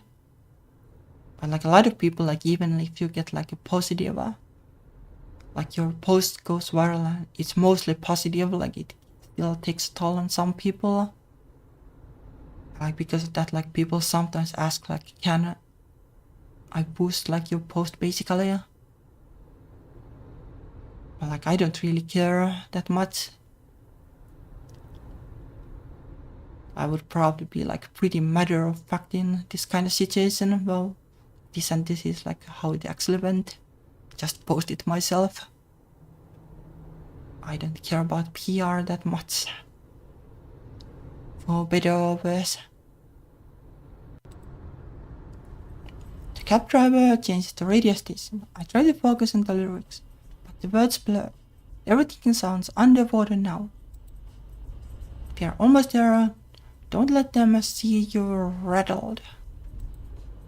I nod, even though I'm not sure I believe I can pull it off. I know I need to hold myself together, but part of me wishes the cab would just keep driving.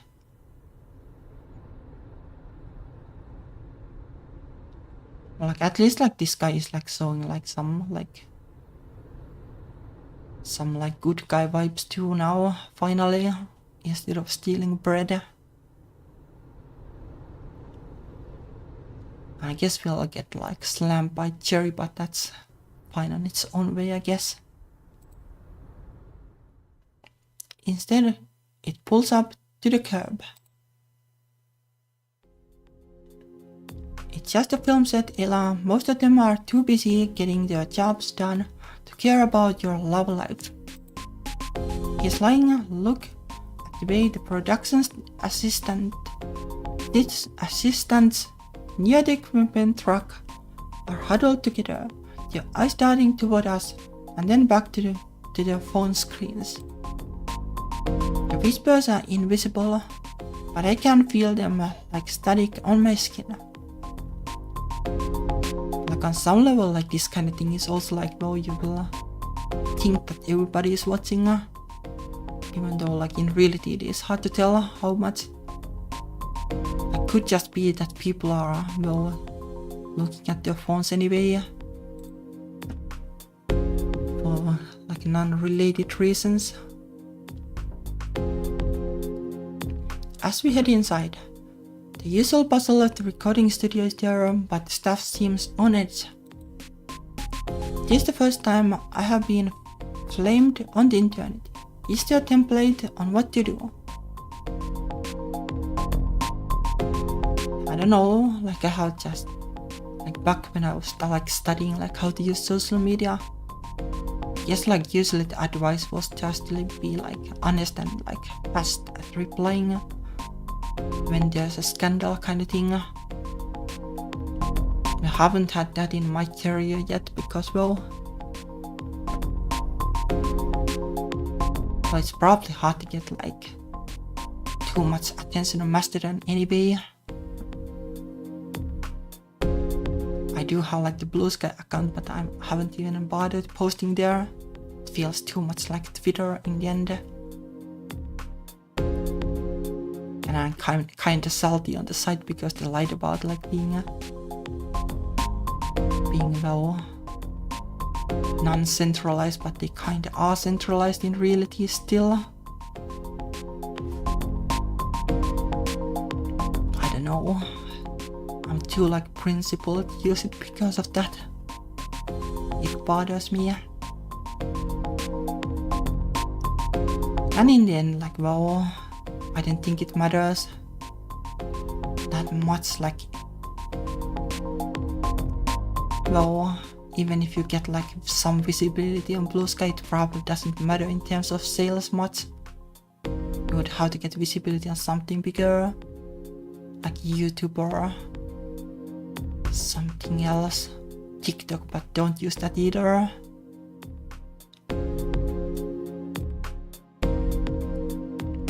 Keys on the table, Ayla. Sophia wants everyone on the floor in a file. Thanks. I reach for a tea, but my hand hesitates. The PA doesn't wait for a response. Just yesterday, she was asking me for a selfie for her sister. Now she practically scurries away. I see Sophia standing by the fake oak tree, parch bench set. She looks exhausted, her jacket wrapped tight against the studio's chill. She's arguing with a man in a headset. It's about the buy-in Sophia. This whole film is marketed as an honest representation. Its face of the soundtrack is being blamed for lying. The audience is going to look for reasons to critique every frame I effing shoot. Then shoot it better, leave no room for critique. I also think having a straight woman sing the credits compromises the project's authenticity. Oh, straight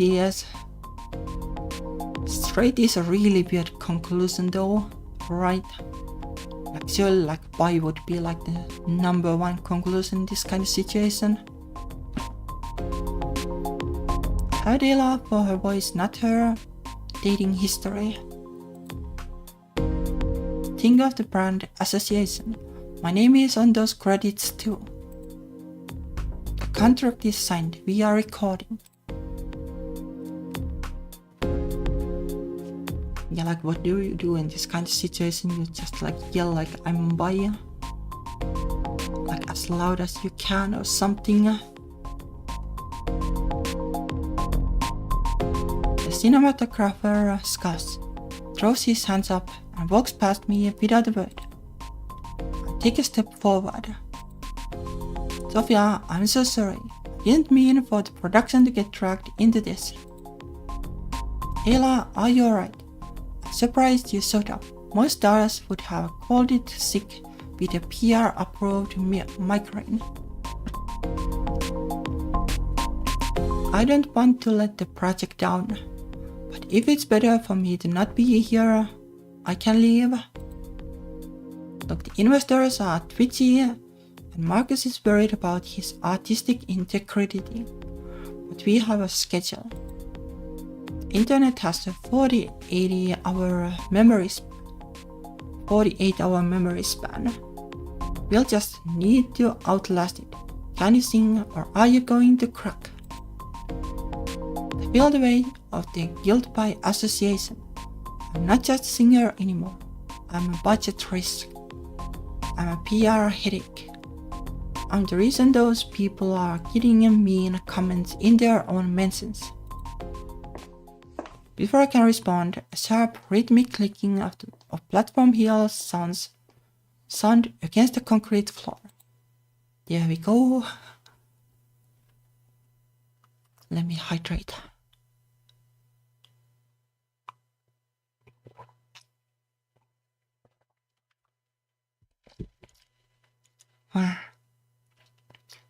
But this game is actually pretty interesting.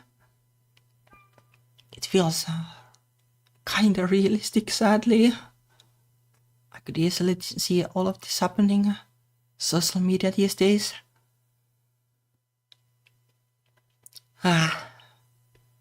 Jerry's pink and black setup is a jarring contrast to the somber mood of the room. Ella, Jerry saw the photos. They are saying horrible stuff about Ella, like how Ella was lying, how Ella was never a lesbian. Jerry wanted to ask, are the photos real?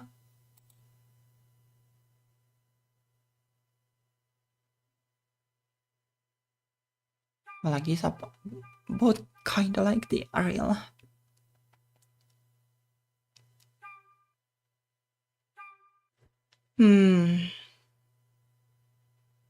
Like ideally you would say both, I guess.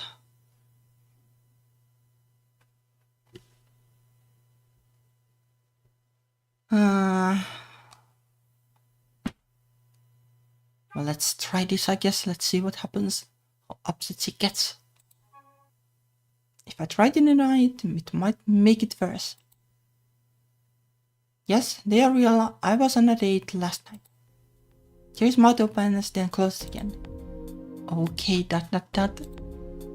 Jerry's just gonna go sit up now. To apologize to her for what? For not correcting strangers. I guess like you would like to probably see that you're bi. Wonder like if this like destroys her route entirely, but we can just like roll back here from the start if need be. I turn to Sophia instead. I'm going into the booth.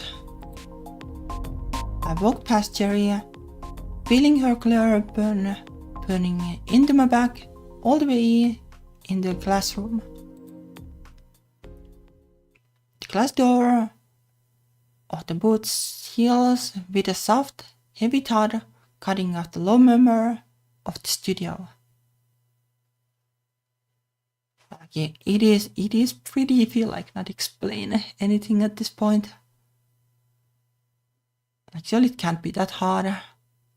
I know coming out is annoying when you're especially if you're required to do it, but even then the situation is annoying when you don't do that too.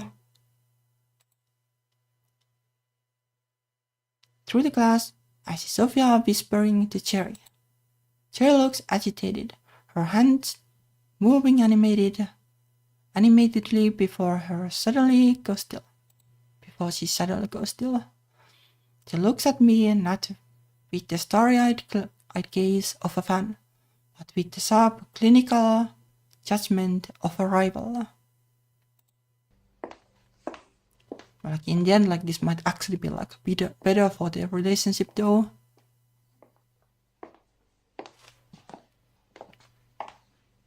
It had and was a little bit she was disillusioned. Now she's not so fun girly anymore, so it might be better.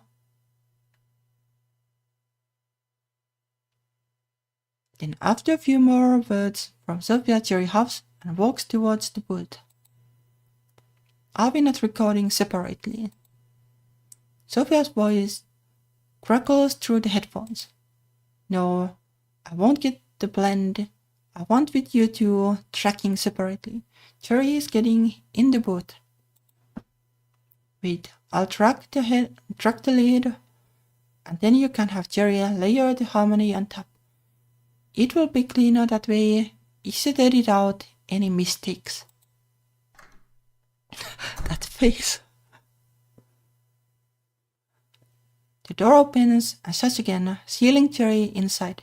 Her sweet candy-like perfume immediately fills the small space, clashing with the sterile smell of the foam padding.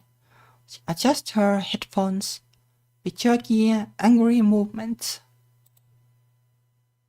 Sophia, really, for the sake of the technicals. I'm the producer, Ayla. I want the organic bleed. I want you two breathing the same air.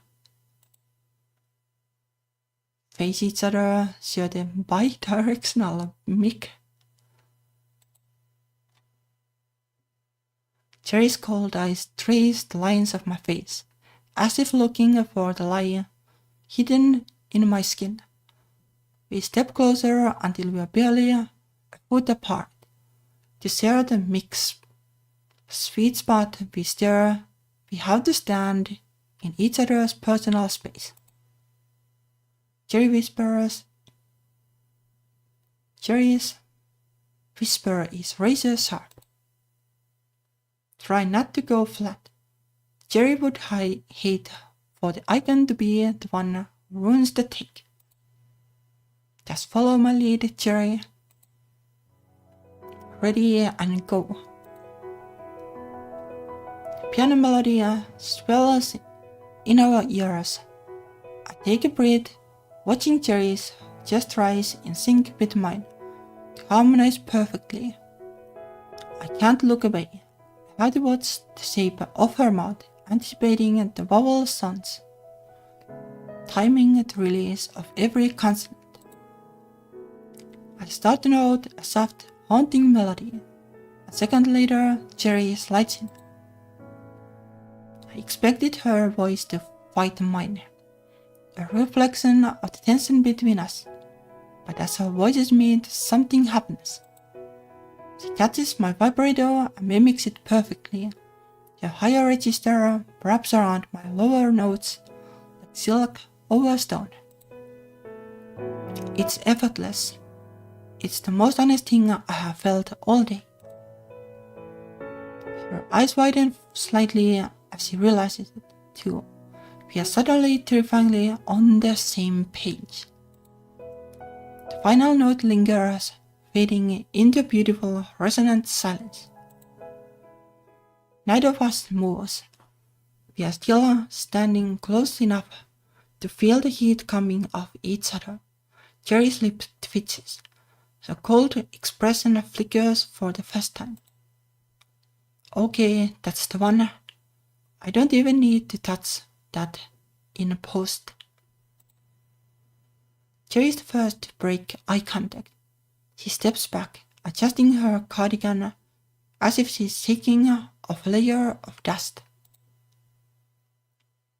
Ayla's timing was off on the last bar. Was it because Sophia seemed to like it? Let me hydrate.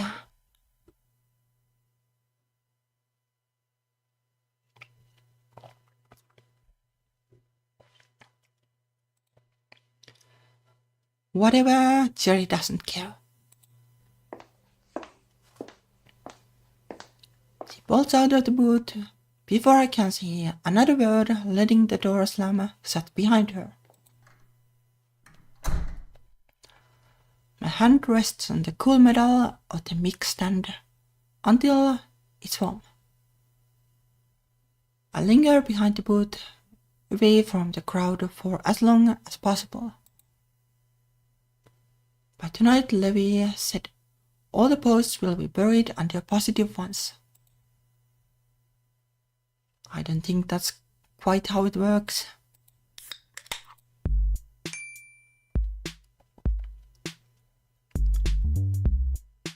Elislas returns from her trip to Vermont today. Stay tuned for pics. Say it's fake, please say it's fake. We are excited for Ayla's final day on the poinsettia set. Big things coming. I defend you for years. I don't know, like there are a lot of like people who are like, oh, they would probably be okay with the biting, I guess. That's definitely her in the pic, by the way. Same necklace. Quotation remarks, lesbian icon Elislas, no longer a lesbian. Never has been. But that would actually be like a good way to come out, like you should like astronauts looking at the Earth meme. And like you would have like the like chirper icon on the like astronaut in the front, looking at the Earth. And like you could color the Earth like bisexual colors or something. And the like chirper astronaut would be like Elislas is not a lesbian, and then like the astronaut at the back would have like her head like stamped on, and it would be like never has been. Like how's that? Like that's social media genius, right?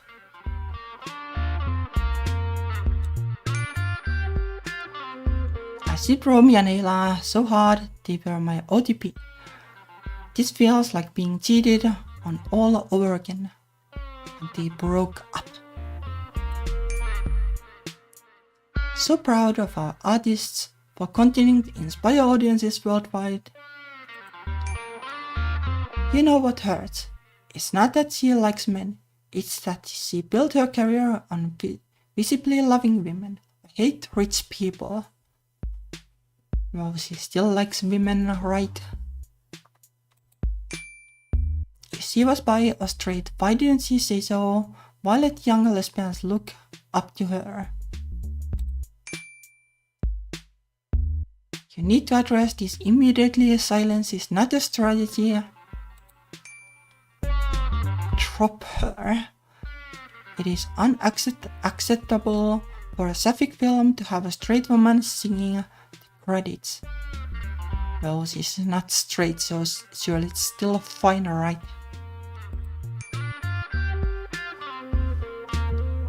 I will not be watching a poinsettia if Ayla is singing the credits. Authenticity matters, and this is textbook queer baiting. That guy works at the cafe By the way, of course she went for some broke guy. Romy deserved better. No, she did not. She did things. Romy and Ella were endgame. IDC. Ella loved working with the Poinsettia team in Belmont. More updates soon. Another quotation marks lesbian who runs back to men the second it's convenient. This compromises the integrity of Poinsettia. Rethink this casting decision. Honestly, her vibe was always kinda fake. If you can't date men, you are not a safe space for lesbians. I hard disagree with that though. Hard disagree. It is really unrelated in the end. Zella spotted in Valmont exclusive footage. I'm so heartbroken. Romy and Ayla were my comfort couple. Whitewashed Asian celebs chasing Western validation by claiming to be pure folk found in the kitchen. LEL, this is why you don't idolize women. Always dramatic, always messy. I don't think so.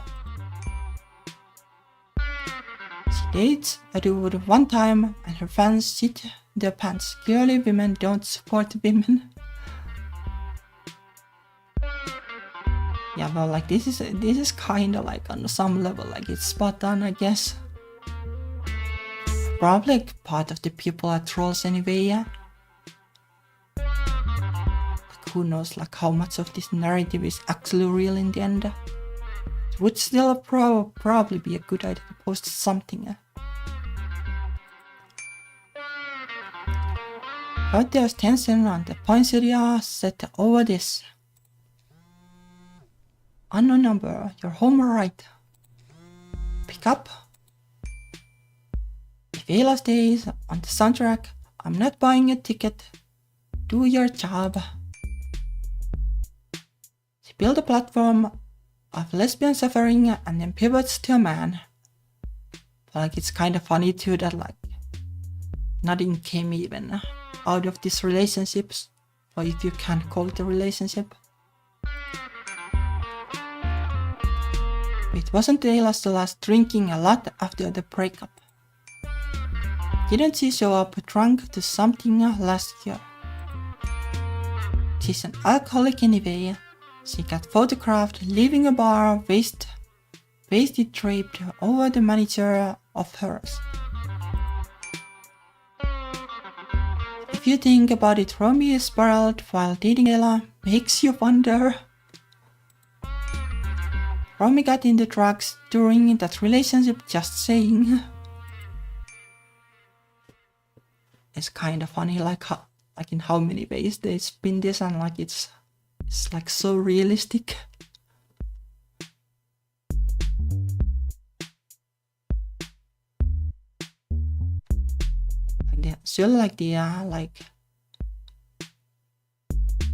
The makers of this game, they has been browsing so much social media to find this kind of posts. It's way too realistic for just something you came up with yourself.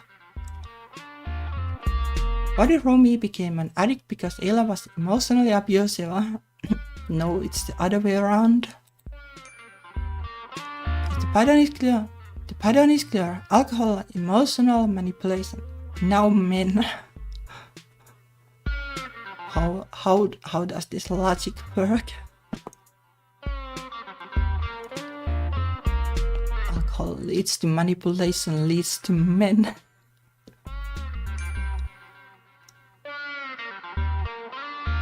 She's no different from a man than LOL. Is she gone yet? Boycotting the film unless Ayla is removed. probably drunk right now. K. I need to post something.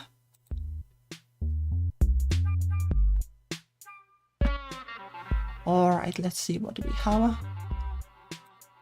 Sorry if my silence about parts of myself made you feel betrayed. You felt represented by my music. That was real, it still is. Like, it's kinda okay, but like, it doesn't explain enough. I'm not a effing fictional character. I'm a person, I went on a date. If that's the version of me you preferred, I'm sorry, but I don't apologize for living my life. It's kinda true, but it doesn't explain enough still.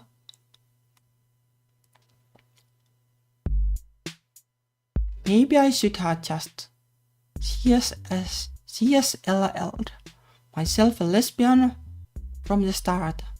Maybe that would have made everyone happier. Maybe I should have kept every messy part of my life off the internet.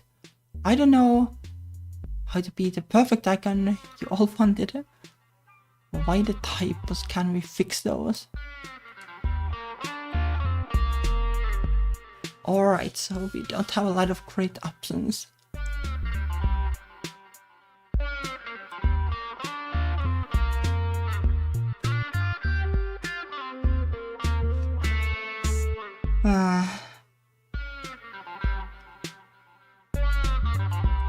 Probably the first duo.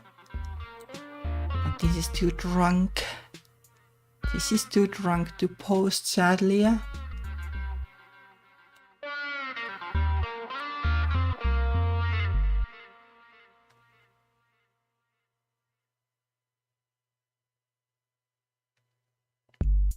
I don't know, it would be nice to be able to just post like I'm bi in reality.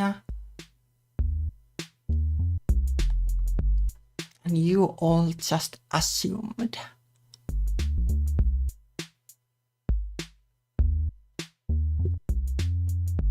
Or like maybe you can find like a softer way to put it, like I'm bi, still love women, also love men, but well, that guy, we just like, well, had the dinner and then that was it. Nothing came out of it.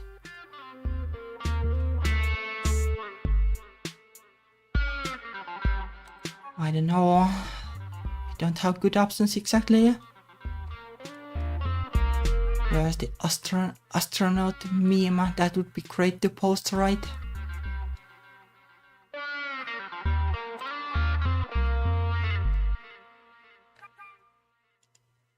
Let's do it, I guess. I wake up to the sound of metal crashing under my shoulder. Something catastrophic happened.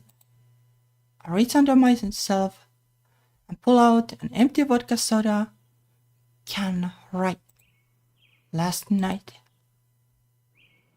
There are more cans on the bed, on the floor, on my nightstand.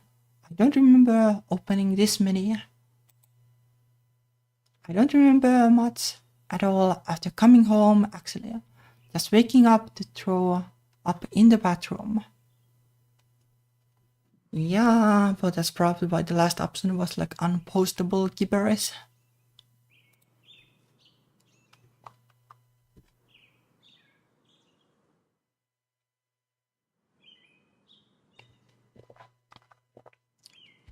Wow.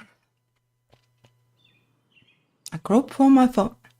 When the screen lights up, I want to throw up again. Jabba queue is still open. All of my cute posts sit neatly in their little boxes. Panic-fueled, half-coherent paragraphs line up like bombs waiting for their turn. One is set to go live in 10 minutes. ... I delete everything, I check nothing has made it to Jabber, then double and triple check. Something shifts downstairs, a soft thud, then the unmistakable sweep of someone pacing. How nice of Levi to leave me drinking myself unconscious alone, then let himself in for breakfast. I roll out of bed. My feet crunch on another can. The mirror tells me mascara is smeared down half my face. Whatever, Levi's seen first.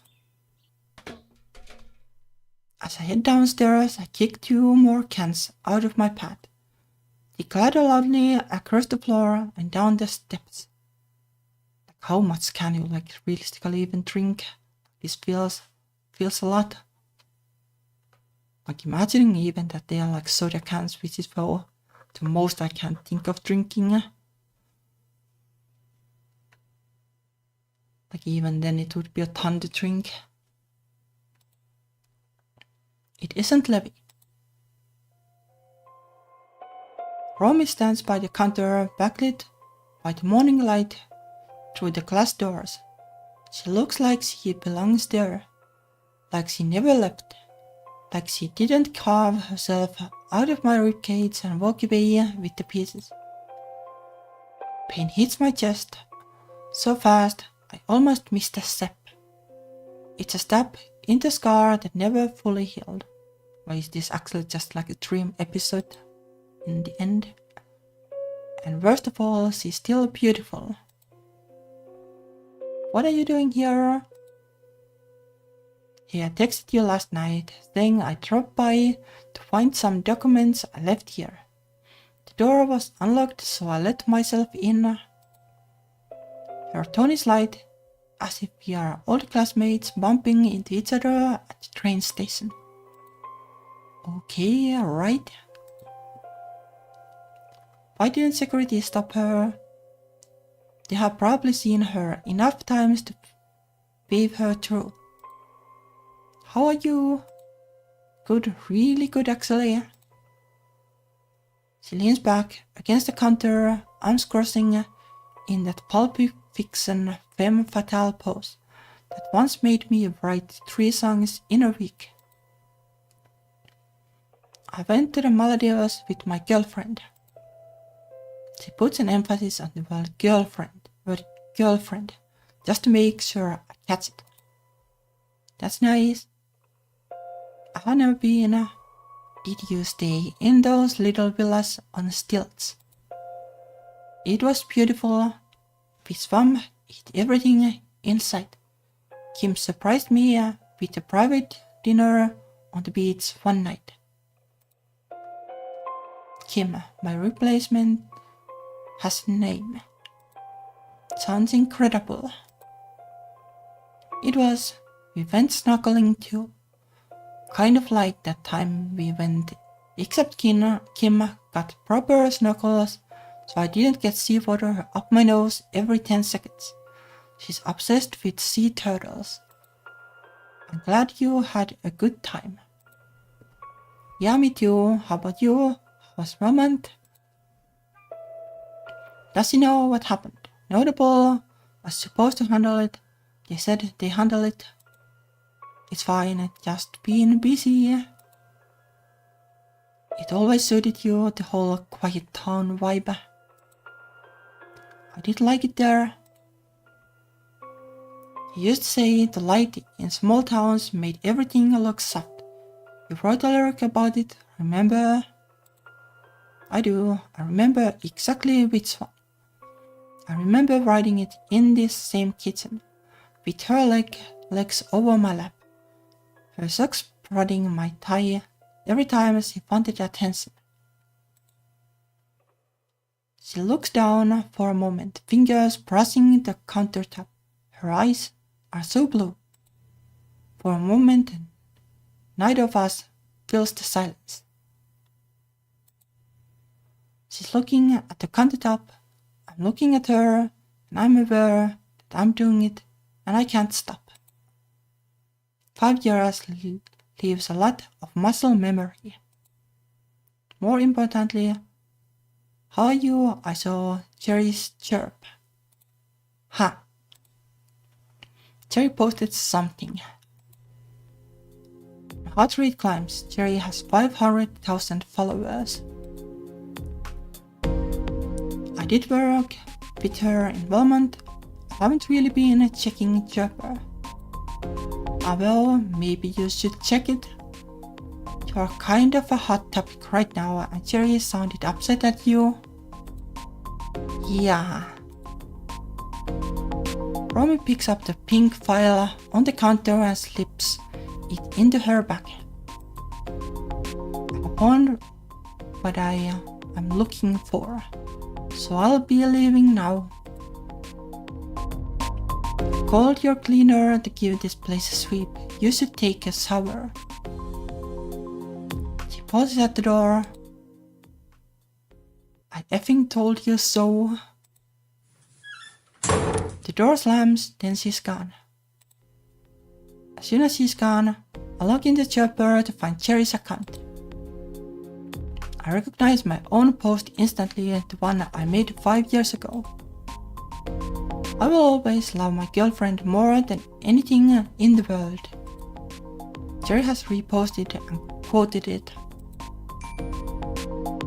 Cherry feels so sad. You were such an inspiration to Cherry. Why does everyone keep disappointing Cherry? Seeing you with a man feels like a betrayal. It has over 80,000 likes and 10,000 comments. Someone replied, I agree with Cherry wholeheartedly. We supported Ayla because we thought she was a safe space from the male gaze. Now she's just another pop star using us for aesthetic. What is even like a safe space from male gaze? Like, you know, like lesbians also get gazes for reasons. So what is safe in the end?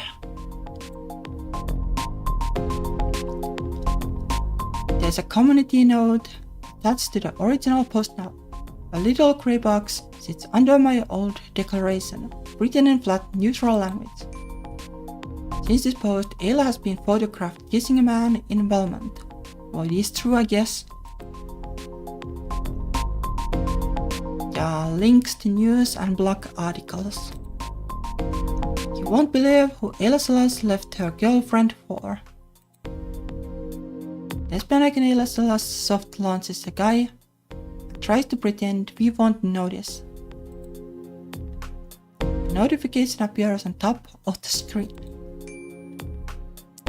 You have an hour to get to the office before I break into your house again. Welp.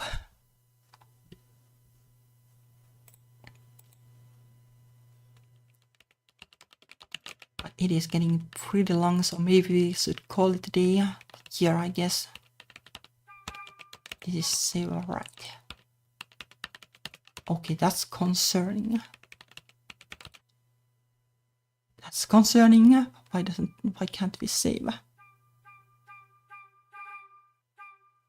Well, we can roll here, I guess.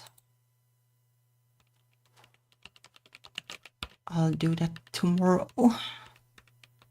But yeah, it is a little bit of turmoil. I wonder, like, if any of the choices would have mattered in the end. Like, being nicer to Cherry maybe would have helped, but well.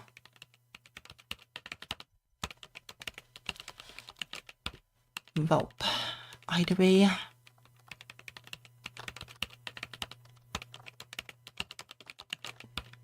Either way, it's very interesting. Sadly, very realistic feeling too, but oh well. It is interesting, nevertheless. But yeah, it is getting a little long, so we'll finish this tomorrow, I guess. Thank you for watching. See you tomorrow. Bye bye.